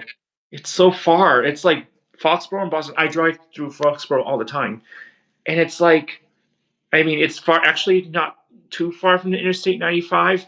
It's along. If you know Route One in Foxborough, it's right on Route One, and it's not really too far from where I work actually. But when I saw the stadium, it was super big, and every year during Christmas, there'll be like one of the parking lots is used for like Christmas decoration, Christmas like driveway. Mm-mm. I actually drove through it 3 years ago with my buddies, and it took us 10 minutes to drive through the parking lot. Yeah, yeah, yeah. I mean, I haven't been to Foxborough. For Indiana, I have not been to that stadium. Yeah, So they're gonna get they out of the college football towns, they have the most that live in that town. So they're gonna get a lot of support. yeah. Oh, so what other stadiums have you ever been? Have you been to? You haven't been to any stadiums, right? Other than the Red Sox Stadium and the TD Garden. I've been to Red Sox, I've been to TD Garden. Hmm. I went to the Minnesota Vikings Stadium. I went to the St. Louis Cardinals Stadium, but Oh, yep. I wasn't I was near the old Rams Stadium at the time they were called the St. Louis Rams before they relocated back to Los Angeles. Oh, okay. Yep. Oh, the Gateway Arches in St. Louis. Yeah, yep. What else? I been to the Nissan Stadium in Nashville, and that'd be my final time seeing it because there's a new Nissan Stadium being constructed next to it, which the old one will be demolished. Yep. Oh, okay. Just Uh, upgraded. yes. I have seen the Raymond James Stadium for the Tampa Bay Buccaneers, and I've seen the Tampa Bay Lightning Arena. I have seen the Miami Dolphins Stadium, Yep. and which also has the Miami Hurricanes. I also seen the LSU Stadium in Baton Rouge. Um, I don't know. I've been to the Dr. Pepper Arena Where's in that? Dallas. Oh, Dallas Stars. Dr. But Pepper? yeah, it's because of What? sponsorship. Oh, okay. I went I to, don't usually like that though. so I've been to Six Flags. I've told you, Yes. but the Six Flags is actually located near the Dallas Cowboys Stadium, Oh, AT&T Stadium, you could see it from and there. The stadium from there, right? I think so. And there are two baseball stadiums next to it, Oh which my is gosh. so which is so weird to me because the Dallas Cowboys used to play in Dallas, but now they play in Arlington. Arlington. Wait, how far is Arlington from Dallas? I think a couple miles, like a few miles or a few Okay. minutes. Yep. But it's so weird, like, oh, I'm the Dallas Cowboys, yet I play in Arlington. Oh, I'm the New England Patriots. I then play in Foxborough. Foxborough, out of all places. You can play in Boston. Oh, I know. It's like why commute so far. Oh, another weird thing. This sounds silly. Why are there two football teams in New York, like the Giants versus the Jets? Oh, great question, Kevin. Actually, I actually saw a video. they I just don't know why. they were originally played in New York, but they're in East Rutherford, New Jersey. Which one? Oh, the Giants. Yes, and Jets. Wow, So that's they're marketing incorrectly. They call themselves New York Giants or New York Jets. They're not but they're based actually. in New Jersey. Yes. Oh, is it because they think New York is better? Well, they're in the New York metropolitan complex. Okay, yep. New York is Yeah. really confusing. Like the boroughs, like the Yeah. districts. There's So I know the there's new the Brooklyn, there's the Queens, there's Manhattan. Um, Staten Island, yes, yep. Bronx. Yes. Oh, was that? Oh, what was the other one? You have Oh, Brooklyn, Bronx, Queens, Manhattan, and Staten Island. Those are the five. oh, you got Brooklyn?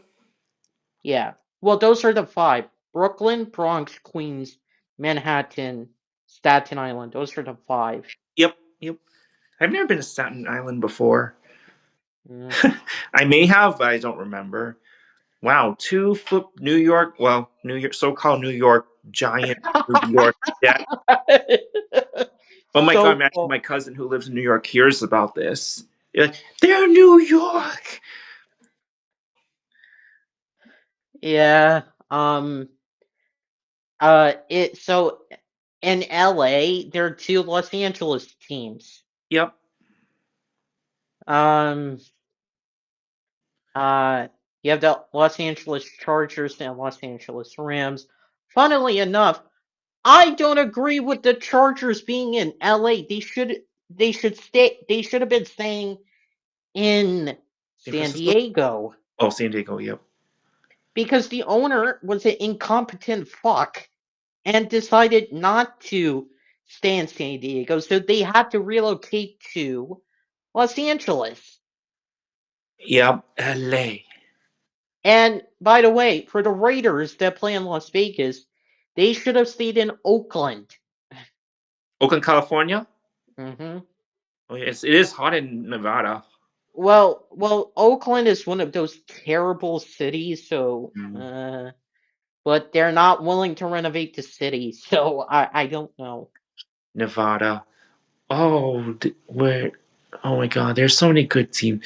I can't stop thinking about the Kansas Chief for some reason. I don't know They're why. actually building a. They're gonna leave Kansas City, Missouri. Oh, wait, where are they moving to? Kansas City, Kansas. Oh, is it like right next town or something? Hmm. Easy. Wow. Because Kansas City is divided in two because of the border. Yeah. So you have Kansas City, Kansas, Kansas City, Missouri. Oh my God, that's confusing. And for the longest time, Kansas City has been in Missouri. So whenever people talk about like football teams like Kansas City, people want to think Kansas City, Kansas. That's what I Well, was thinking too. when you actually look at it, it's in it's in Missouri, and it's like Missouri is not known like that. But why did they call it Kansas then? Well, I mean, why didn't they call it Missouri then? I don't know. Maybe they could be Missouri Chiefs and then Kansas Chiefs. Oh, I don't know if it's gonna make sense though. Well, that is a good question, though. Like, why don't they call themselves that? Eh. I mean, what if we visited Bloomington, Indiana? How about that? Oh yeah. Would you visit Indianapolis? I would, because they have a great stadium. We should actually go to New Jersey to see the stadium. The two. MetLife Stadium. Yeah, yep, MetLife Stadium. I MetLife's a popular name actually. There's a MetLife building in New York City where the Grand Central Station is. Yeah, one question before I do want to briefly go over some things before we wrap this up. Okay. Um, what did you think about what was going on? It's what's going on in Minnesota. The people in Minnesota clashing with the federal Oh, agents oh and my, those things. I didn't pay attention. I should have. But um, but what happened? Could you tell me though? What happened though? So in Minnesota, there are a lot of there's a majority of Somalians, and a Yeah. lot of people wanted those Somalians to be deported Hmm. because Donald Trump has revoked their temporary status. So now now the administration can deport them. Okay, Hmm. Yep. but what's going on is that there was fraud done by them. Now they have to be deported, arrested, whatever. Hmm. Apparently, there have been two killings. One, when the footage was reviewed, it was done in self-defense. The other one was reviewed. I don't know if it was self-defense or it was an actual murder. So I'm not gonna say for certain, and I'm not gonna show the footage here because it would be horrendous. Hmm. These two incidences caused so much outrage, uproar in Minnesota, in Minneapolis and St. Paul, to the point where the National Guard had to be deployed. Oh my gosh. Yes, I mean, here's the thing, right? I mean, so I mean, if they're like, so you're saying that? Are you assuming that the Somalians there, like, are they already? Did they? Some of them applied. Are they already registered as U.S. citizens? I don't. Well, that's a good question. Like, these Somalians were refugees during the 19 late 1900s. So we have a refugee program, so we have to Yep. take them in. Yes. They settled in Minnesota. That's why the flag is similar to Somalians' flag, if you ever Yes. looked at it. Right. So this has caused a problem. That's one problem. The other problem is the Somalian majority. The other Yep. problem is it's that with the Somalians, they're committing so much fraud, and it was Hmm. uncovered by an independent journalist, multiple independent journalists, that the government had to, do something about it. They're, the current governor of Minnesota is not going to run for re-election. That tells something. So ultimately, it was like building up. Remember George Floyd? Yes. Oh my God. And during the time where like people were burning down cop cars, burning down buildings, you Oh know, my God. Yep. committing like acts of like heinous crimes that the mayor did. Remember, the mayor did nothing. Remember? Right. Yep. Yep.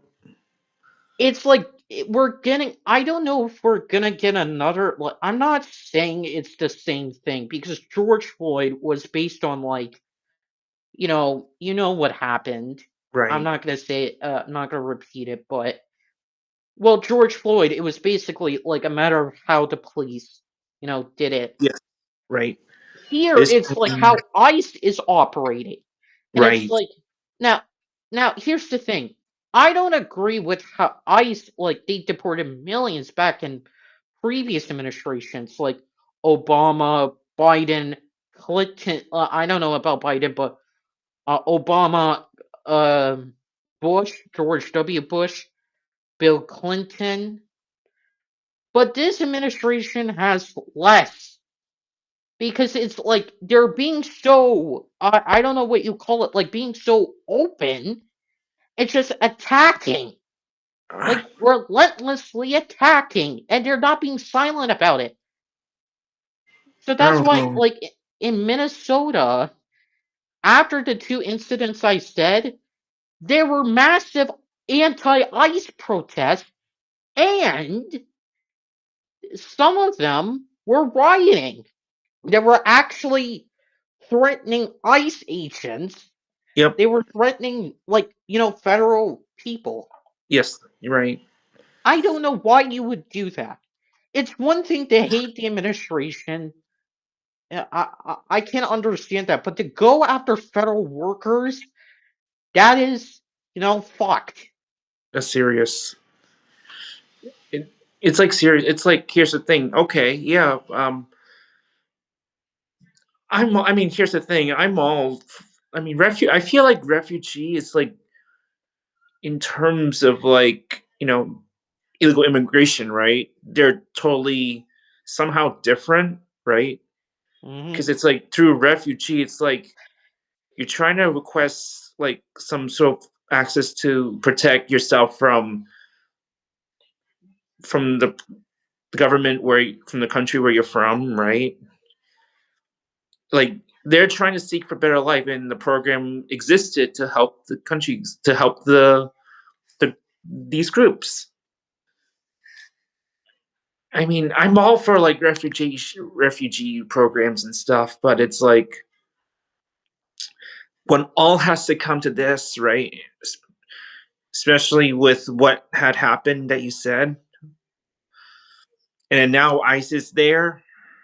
Hmm. I don't know. It's like it's really like conflicting to like say what's going on. It's like there's just so many situations going to, and then to the point where Somalians are being targeted.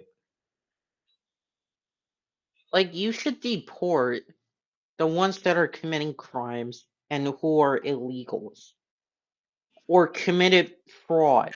However, but what you don't do, here's on both sides, what you don't do for ICE and the federal government is do it in like an agitating way. You don't do it like, hey, I'm going to announce this, I'm going to announce that. Because, Right. Obama did not do that. Yes. Trump is doing that. And the other side, as you and I have said many times here, along with our friends, do not commit acts of violence. That is not the right way to do it. And what is going on in Minnesota right now, I do not endorse I don't endorse like this violence because like if it's gonna happen like George Floyd protests, George Floyd like the riots, Minnesota is gonna fucking collapse. Yeah. There's this also another sad story too. There was actually, I don't know if you heard this. I mean, it might be the similar person, but there was a woman who, I don't know what who, I think she must have been like, I think she must have been an alien. I don't know, but I heard ICE shot her.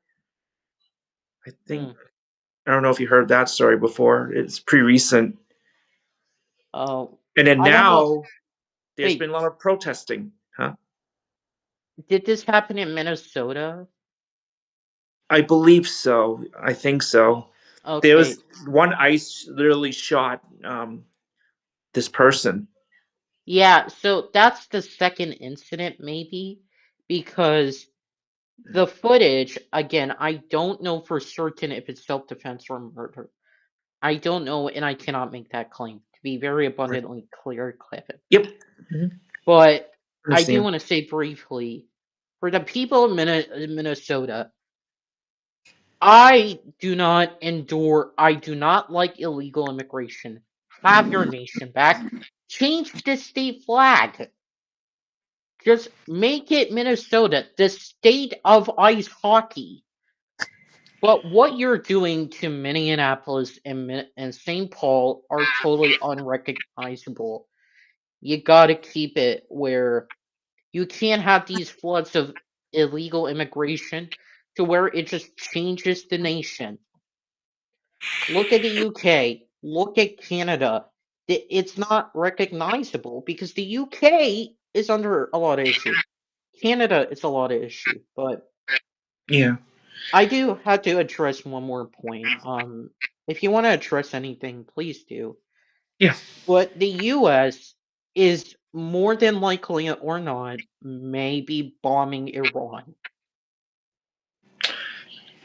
Oh, are you talking about like what's going on recently between U.S. and Iran? Well, Because Israel wants it. yet the problem is like it's U.S. and Israel somehow like working together, as we discussed in like the previous podcast, right? Hmm. I don't know. It's like now who's against the U.S., right? If they're It's deciding to literally, it's Iran, literally everyone. It's literally everyone. because the U.S. is like once like a great nation where they want to find ways to resolve people, but now the United States is like the United States is literally choosing sides. Like They that's a want to problem. bomb Iran. Here's why they want to bomb Iran. I'm going to tell you. Yeah. Iran has had a theocratic regime since 1979 when the Islamic Revolution happened. Yep. To keep it brief, we allied them in the Iran-Iraq War. We allied with them during the Persian Gulf War. Hmm. We our embassy was destroyed in Iran back in 1996 under the Jimmy Carter administration. Despite all of this, we have had somewhat of a diplomatic relationship. Yep. Last year, we bombed Iran, the first of which we have ever done.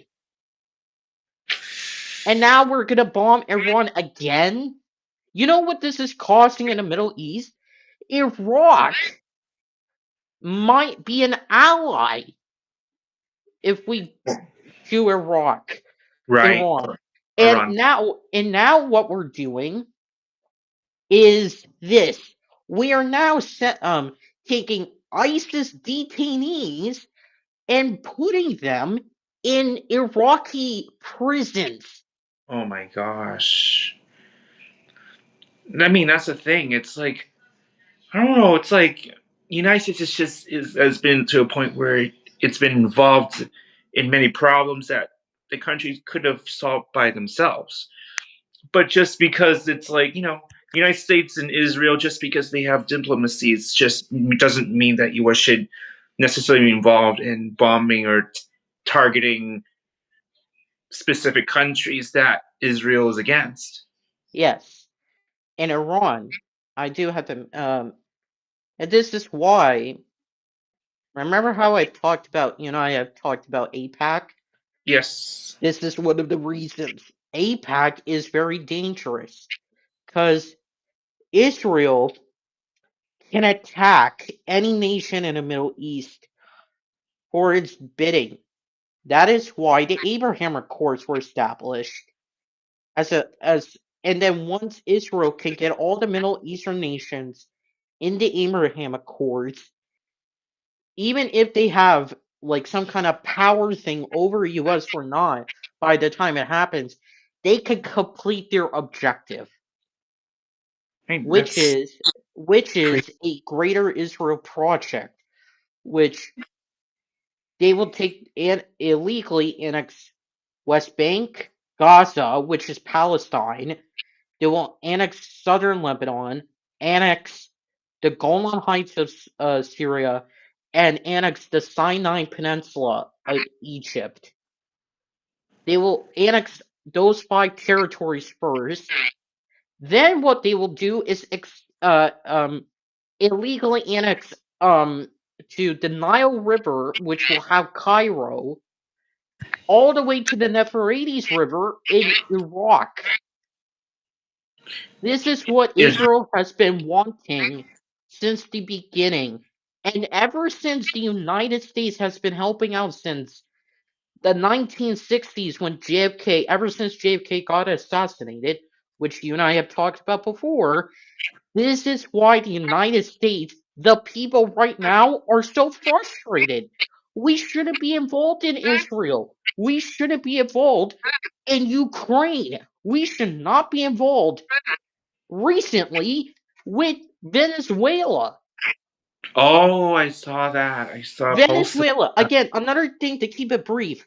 Venezuela, back in the 1960s, they had their oil fields. Then in the 70s, the United States took them. In the 80s and 90s, Venezuela retook them. Now, to keep in mind, Maduro and his predecessor were communists. They were terrorizing the people. I get that. Then the United States arrested Maduro, like captured him in Venezuela and brought him to US soil to be tried. Oh, I saw that. Oh my god, I saw that. And people are like, we liberated Venezuela. Well, is this like Iraq all over again? You remember Iraq? We Yes. went to Iraq based on weapons of mass destruction and 9/11. Well, it turned out not to be true. Iraq suffered until the 2020s. I don't like what the US did. They basically did the Monroe Doctrine Yeah, I for feel like US is Venezuela. like out of the place. It used to be Yeah, like the greatest country, but it's like I don't know, it's just the it's United not the States is like all same. the It's not the same. I know. And now looking what they're trying to do with Greenland. I heard about that too. I heard Yeah, about that what too. they want to do with Greenland is basically own it because of security reasons. Here's the thing about Greenland I don't think people have understood. The ice melts, it will be one of the biggest historic things that the world has ever seen. Because Greenland, like Antarctica, is covered in an ice sheet. If Yes. it melts, it could become a country.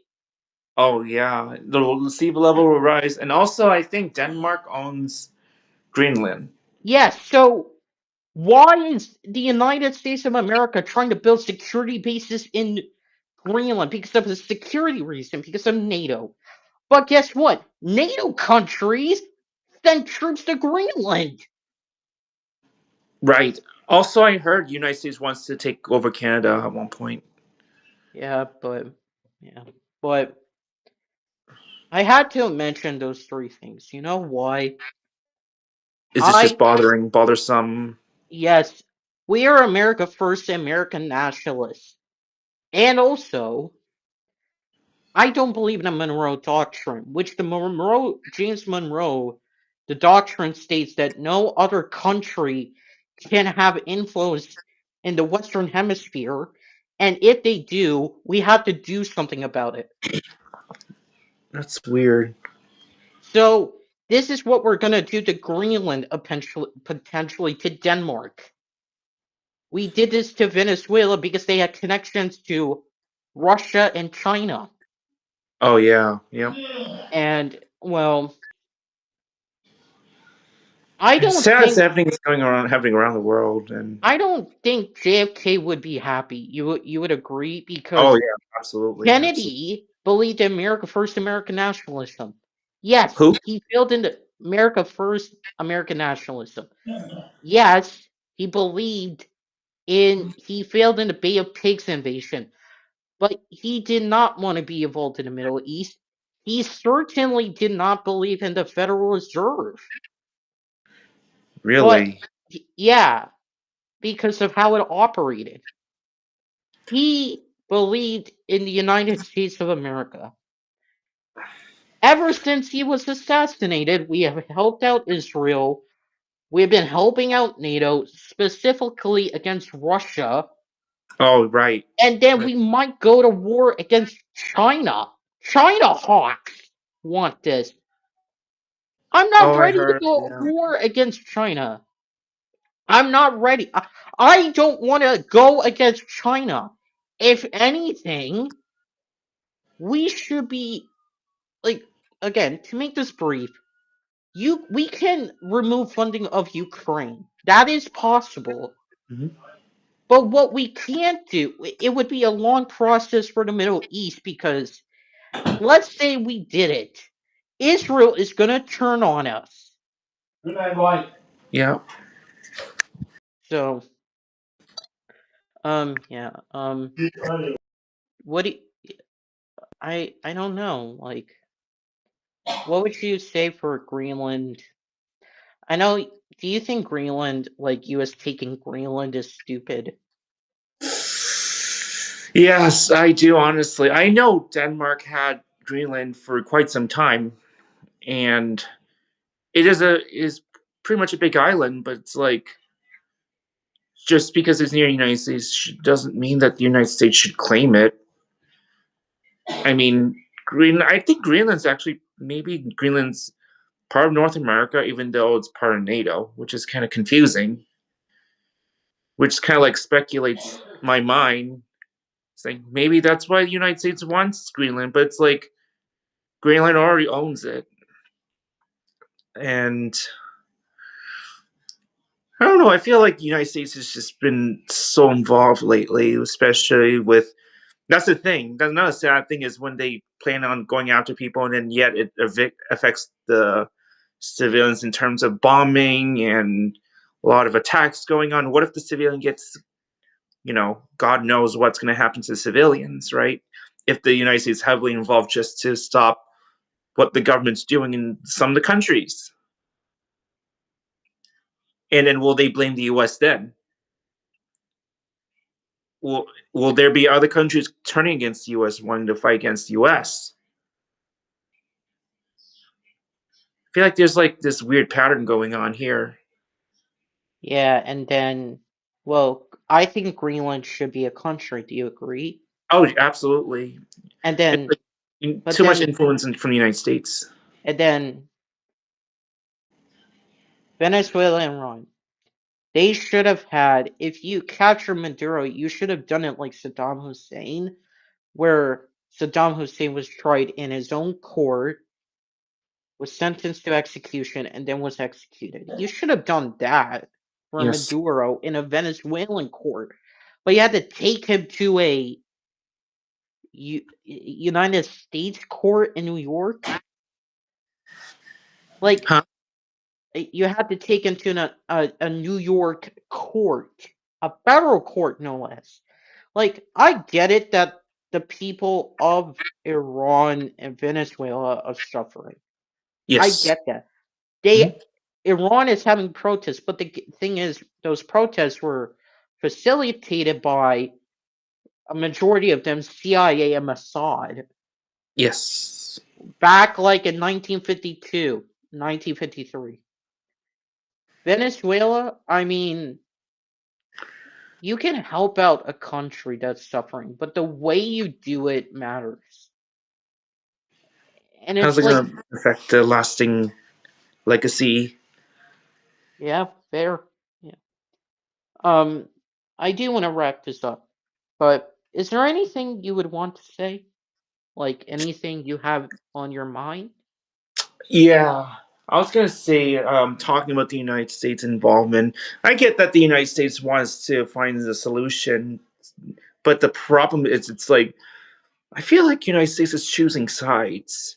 Like I understand that United States and Israel have been in a relationship for quite some time, right? But still, just because they have a diplomatic relationship doesn't mean the United States should be heavily involved in doing something for Israel, because it's like it's Israel's business. And there's gonna be so much, and comes to a point where there's so much hatred around the world, Like and now I feel like the world's just going all over, it's the United in the Middle East. It's United States and Israel versus the Middle East. right? And like people say, like a lot of people say, like the Middle East is bad. Yes, my mother, like I blame every single country in the Middle East. You know why?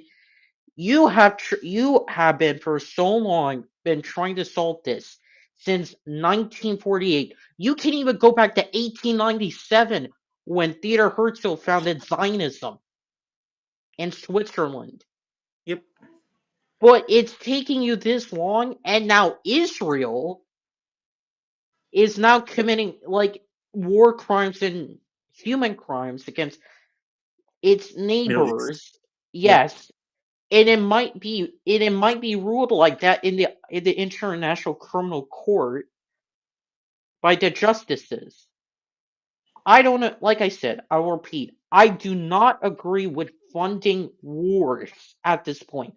I don't agree. I agree with helping a country that's in very it's very poor. Like the Mhm. leader is wrong, but the way you do it matters. In Yes. 2003 in Iraq, we did not do it correctly. In 2011, Libya, we did not do it correctly. Venezuela might turn out like that. God knows what's going to happen. I don't know about much about Venezuela though. It like that's the problem. It's like there's like so many countries popping up, like because this is what the United States wants to do. Like, Yeah, okay, I'm all for helping people. It's just that the way you you know, do it. war. I mean, I'm talking about the war. Like, what is the war? What's the purpose of the war? Right? It's like Yeah, you're. Here's the thing: you want to help people, but when you start wars, like you're losing people. exactly. And Yeah, that's the sad part. yeah. Like a lot of people in the United States are opposed. A majority are opposed to Ukraine. That's fair. Yeah, A lot of people were, I think, are divided over Venezuela because we should have helped them. We did help them out, but the way we did it was not correct. Greenland, I think a lot of people don't want Greenland because it doesn't fucking make sense. just a big Canada island. does, yeah, yes, Canada doesn't make sense. Iran, the Middle East, absolutely not.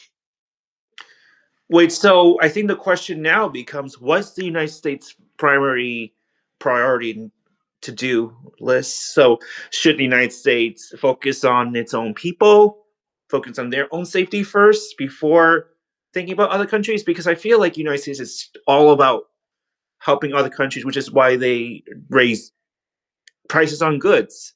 Yeah, so And yet they don't care about, huh?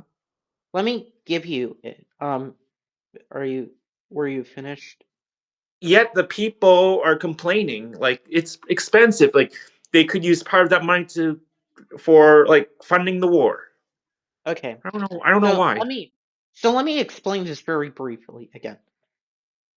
They want to have Israel, conquer, have a greater Israel, like I explained, right? Yes.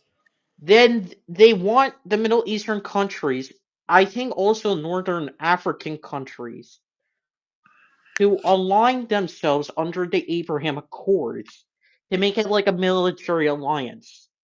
Hmm. Then at the same time, they want to have NATO countries spend up their money, which is what they're currently doing right now, with or without US being in NATO, just to be clear, to go and go against Russia right now. Then, right, those two goals are set simultaneously once they're completed. And for Israel, we may or may not have we may or may not have Israel holding us by the neck. We will go over to China and start a war. That's the end goal. As much as I hate Chinese government, I don't think the U.S. would be prepared to go against China. Oh, I know. Like, why? You did to Venezuela. You are now going to bomb Iran, most likely or not. You're now going to try to take over Greenland? It's crazy. Like, that makes no sense. And then it's like China. We would lose against China. Just to be very clear, Kevin, we would lose because we're not. I don't think we're familiar with the geography of China. Oh yeah. Because that's what happened in the Vietnam War. We Yeah. lost. One of the major reasons was geographics Correct. because we never had to. The U.S. Army, along with the South Vietnamese, Hmm. they the, okay, for the United States, they never had to fight in a jungle before. Right. Exactly. It's So hot too. It's also hot. And actually, in China, like half, like the west side of China is all desert and plateau, and east China is all like forest. yeah, so I Vietnam is most of them are like forests. I mean, probably like northern, maybe central northern Vietnam's probably a lot of rainforest from my experience there. And it's really Yeah. dark too. It can be really dark, and Yeah. it's hot. Yeah. I mean, what else do you have any other things to say? I. Yeah, I want to end up on a positive note, saying, oh, for February 8th, I am. I don't mean to choose sides, but I hope the I'm rooting for the Patriots and can't wait to. I hopefully get the time to see the game February 8th. I think it's on Sunday, I believe, but it will be Yeah. really.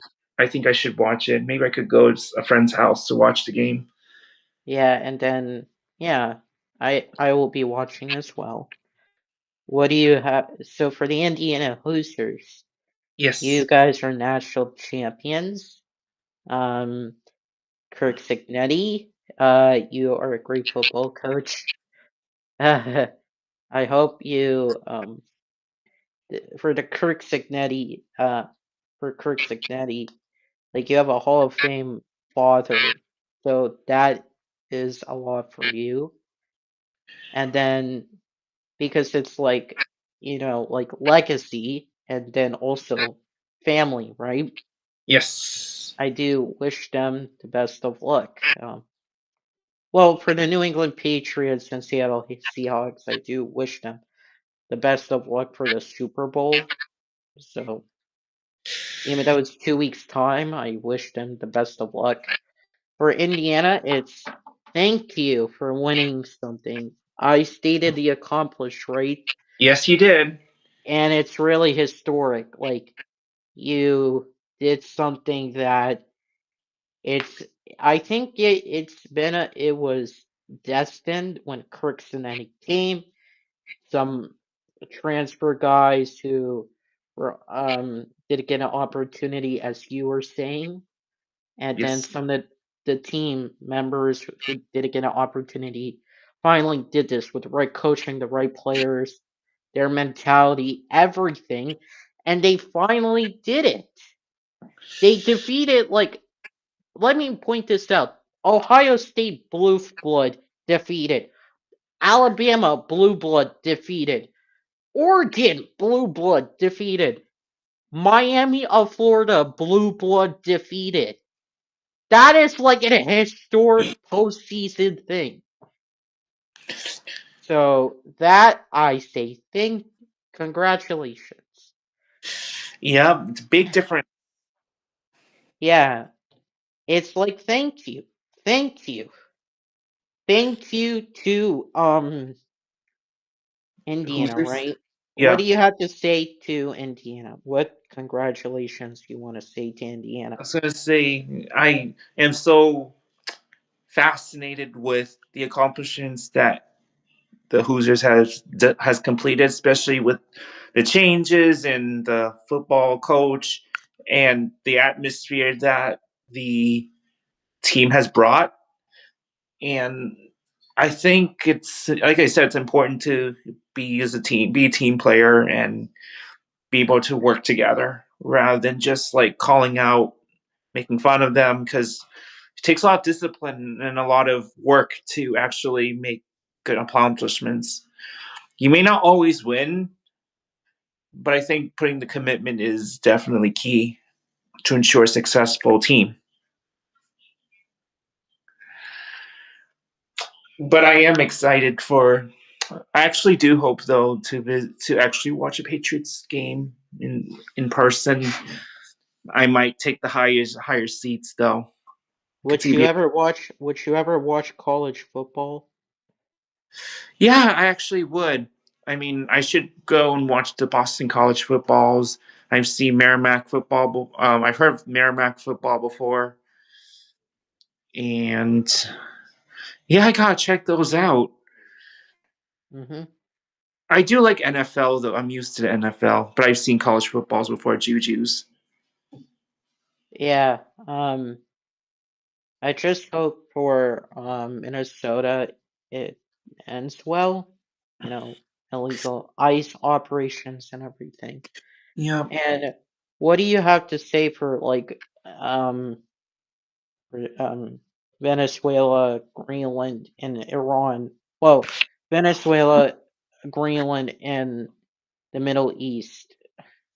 I was gonna say, like, I feel bad that you're being put in a spot where, based on what the United States wants, I think it's just about, just leave them alone, and it's like they should do their own. It's like let them do their own business. It's like the United States can't always be like heavily involved every single time whenever there's a conflict between two countries. Like for like Greenland, right? It's all Denmark's. And Greenland has talked about being a country, to be clear. Yes, yes. Um, what will United States do with Greenland then? They will use it for oil. Yeah, but there's oil in Texas. There's oil in like southern United States, like Yeah. in farmland. The other thing, yeah, and from Venezuela, what I will say is you can help out a country that's bad, like North Korea, Vietnam, China, Laos, Cambodia, Cuba, Myanmar, but the way you Hmm. do it matters. Like I said before, I'll say it again. You could have done it like what you did with Saddam Hussein, Hmm. but I don't know. Yeah, I saw that. I saw news about the Venezuelan president. Like I said, we basically did the Monroe Doctrine, and I'm not happy. Um, for the Middle East, wow, I I'm mean, not proud. I I mean, am not. everywhere. It's happening everywhere now. I mean, potentially happening everywhere in different And then, parts of the world. yeah, and just a hot take. Again, we have to wrap this up, but Mhm. I think karma is getting to us. I know it's a sad. That's a sad part. That's the last thing I want to see. I feel like the United States it's all over the place in terms of the agreements and disagreements between the countries, and whenever things don't work out, and it's like the country has to choose sides, right, to benefit one country and then to put the another country at in a spot, right, being called out. Yeah. It's really it's just a lot of conflicting moments going on at the same time.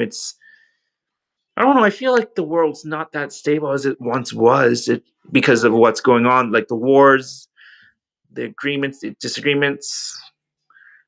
For whatever reason, it's like it's just unstable world. Like we all want to live peacefully. We want we don't want to see any more like we don't want any more wars. We don't want to lose any more people. Like I mean, it's like it's my heart's sinking right now. I was speaking. I just don't want any more conflicts around the world.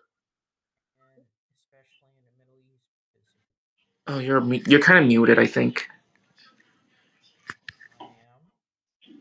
Oh, well, you're muted. I think you're fading though. Maybe it's probably my phone. I was just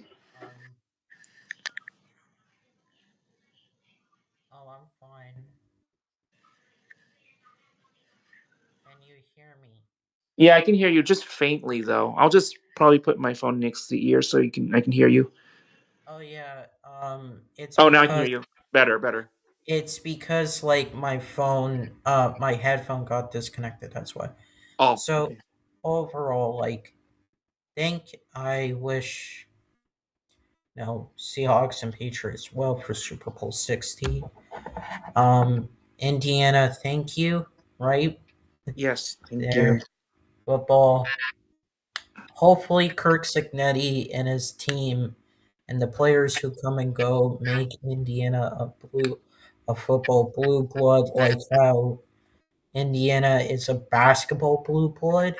Yeah. Um, For Minnesota, do your Saying part. prayers. I'm saying prayers to the victims who are affected. Yeah, in Minnesota. I do Yes. hope that ICE does its operation correctly, not in No violent manner. yes, and no riots, no burning things, and I want the Minnesota state government to do its job. Um, for Venezuela, you should have done it like Iraq back in 2003, but you activated the Doctrine and made it worse. So I hope something comes out of this good, but if it turns out bad, we did it so much worse than Iraq in 2003. Right.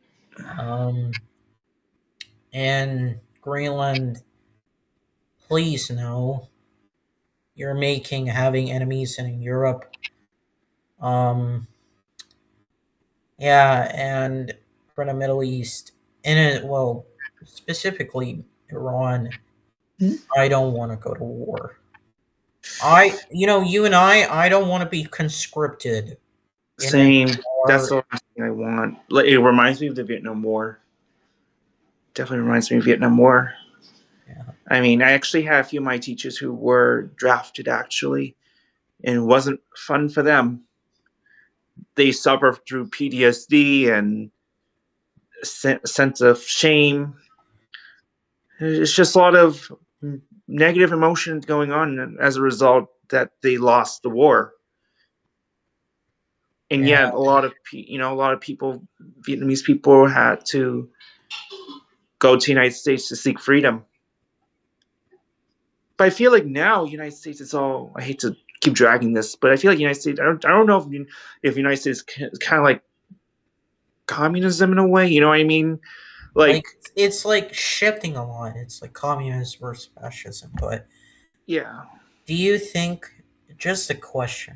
Again, I want to end this. It's like getting late. Do you think it is Asia getting karma? Asia. Because that's the continent we have most targeted. I do honestly, especially with what happened during COVID, the Asians were targeted because some people would say, "Oh, we're bringing the virus from." Like everyone would characterize a lot of Asian people as Chinese people, and yet the question is, how do you know we're from China? Do we, even though we may look Asian, are we actually Chinese? It's like they're making this stereotypical like comments just because of like on our appearance, and just because we look Asian doesn't mean we're always Chinese. And like the thing is, it's like I said, you want to build up Israel. Let Israel do its thing with the Abraham Accords. With or without having Israel by the neck. And I say neck because, what happens when you break the neck? You die. Yes. At the same time, you want to build up NATO with or without the US in it to go against Russia. Then the last goal is attack China. I mean, no, I don't want to do that. I don't want to do that, Kevin. I feel like I feel like we're in a tough situation. Like United States, I love my country. The United States is just like it's going to change so much. We're like just involved. The government and the people who are like oligarchs are like destroying within. Yeah.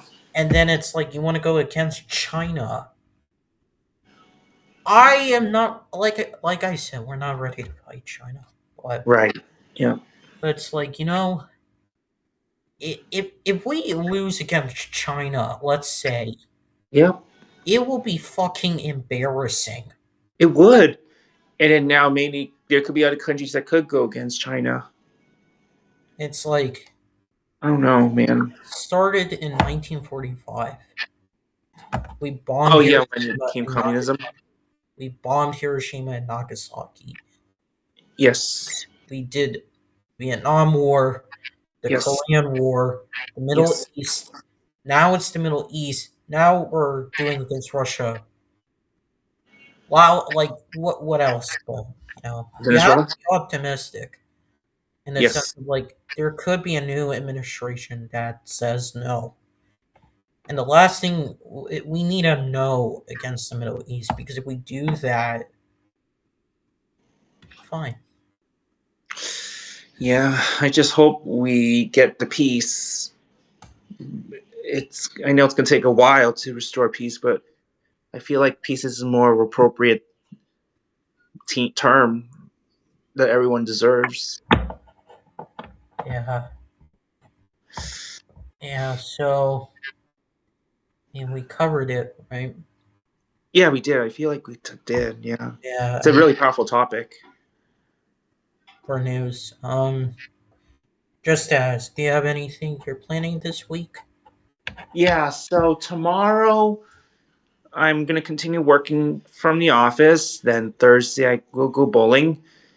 Friday I'm probably gonna chillax at home. Oh, maybe Wednesday I should probably continue my bed, and then Thursday I'm gonna go bowling. Then Friday, hopefully I can get my bed finished.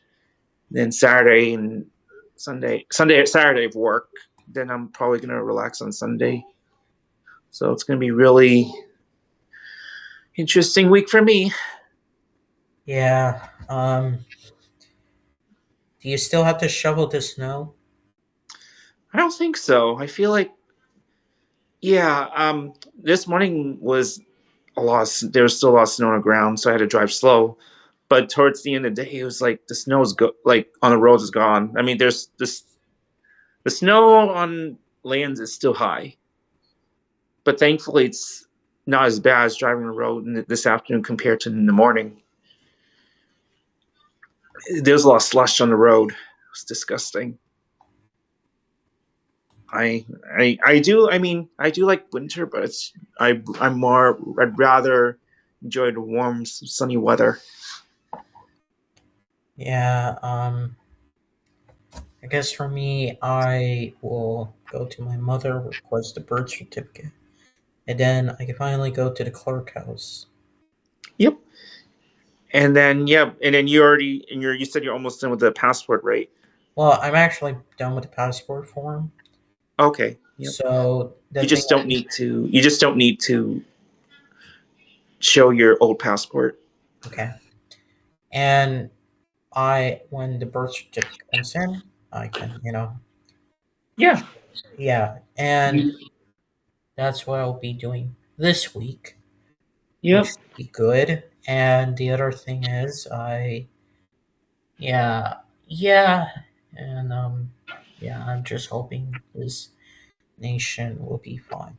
You know, Setting prayers. yeah, um, yeah, I was thinking, what if we did the podcast after the Super Bowl? Oh yeah, maybe talk about it. Oh yeah, we should actually. So that's probably so February. You said it's 2 weeks. Yeah, we should actually. Or we could do it on my birthday, Oh, is it February 11th, right? which is a Wednesday. Oh, Wednesday. Oh yeah, happy early birthday. That's like actually 2 weeks from tomorrow. Which one would you prefer, the 9th or the 11th? Oh, that's a good question. I don't know. What do you think? How and who's going to be available on the 11th? Oh, yeah. It would be interesting, but I think the 11th could be an option. Yeah, Yeah, and I should be available then. yeah. So you're okay with the 11th, right? Yeah, I'll just do the 11th. Make it easy. Yeah, yeah. Um, yeah, is there anything, do you want to say anything to the audience? Gonna say thank you all for listening. I know we've talked a lot about sports and what's going on around the world, but hey, why not? It's our podcast. Yes. We just have a lot of thoughts in our head we want to throw out. Just make ourselves feel better. Yeah. I do need to say other things after, but not on here. But it will be brief. Thank you so much to the audience. Um, it's really important for sports like for Super Bowl 60, Seattle Seahawks, and New England Patriots. I'm going to watch it. It's going to be exciting in 2 weeks. For the Kirk Signetti Indiana Hoosiers for 2025 for the accomplished I said. Congratulations and to the fans, to the athletic department, to the coaches, to the players. I followed the journey from the Big Ten championship till now, and it's really awesome and deep diving into their history. It's really cool. And for Bloomington, Indiana, it's a sight to see. So, yeah. And, well, Minnesota, ice. Can please resolve that. Um, I don't like what I said my piece for Venezuela, Greenland, and Middle East, right? Especially Iran. Mhm. So, and then karma for Asia and China. Oh, yeah. Right. Is that all we have to say? I think so. Yeah. All right. Thank you so much for watching. Thank you for listening to me. Kevin, do not commit back acts of violence. Be America first, be American nationalist. And yeah, this is episode 72 of the Number by Number podcast. It is January 27, 2026. And yeah, we will see you all next time.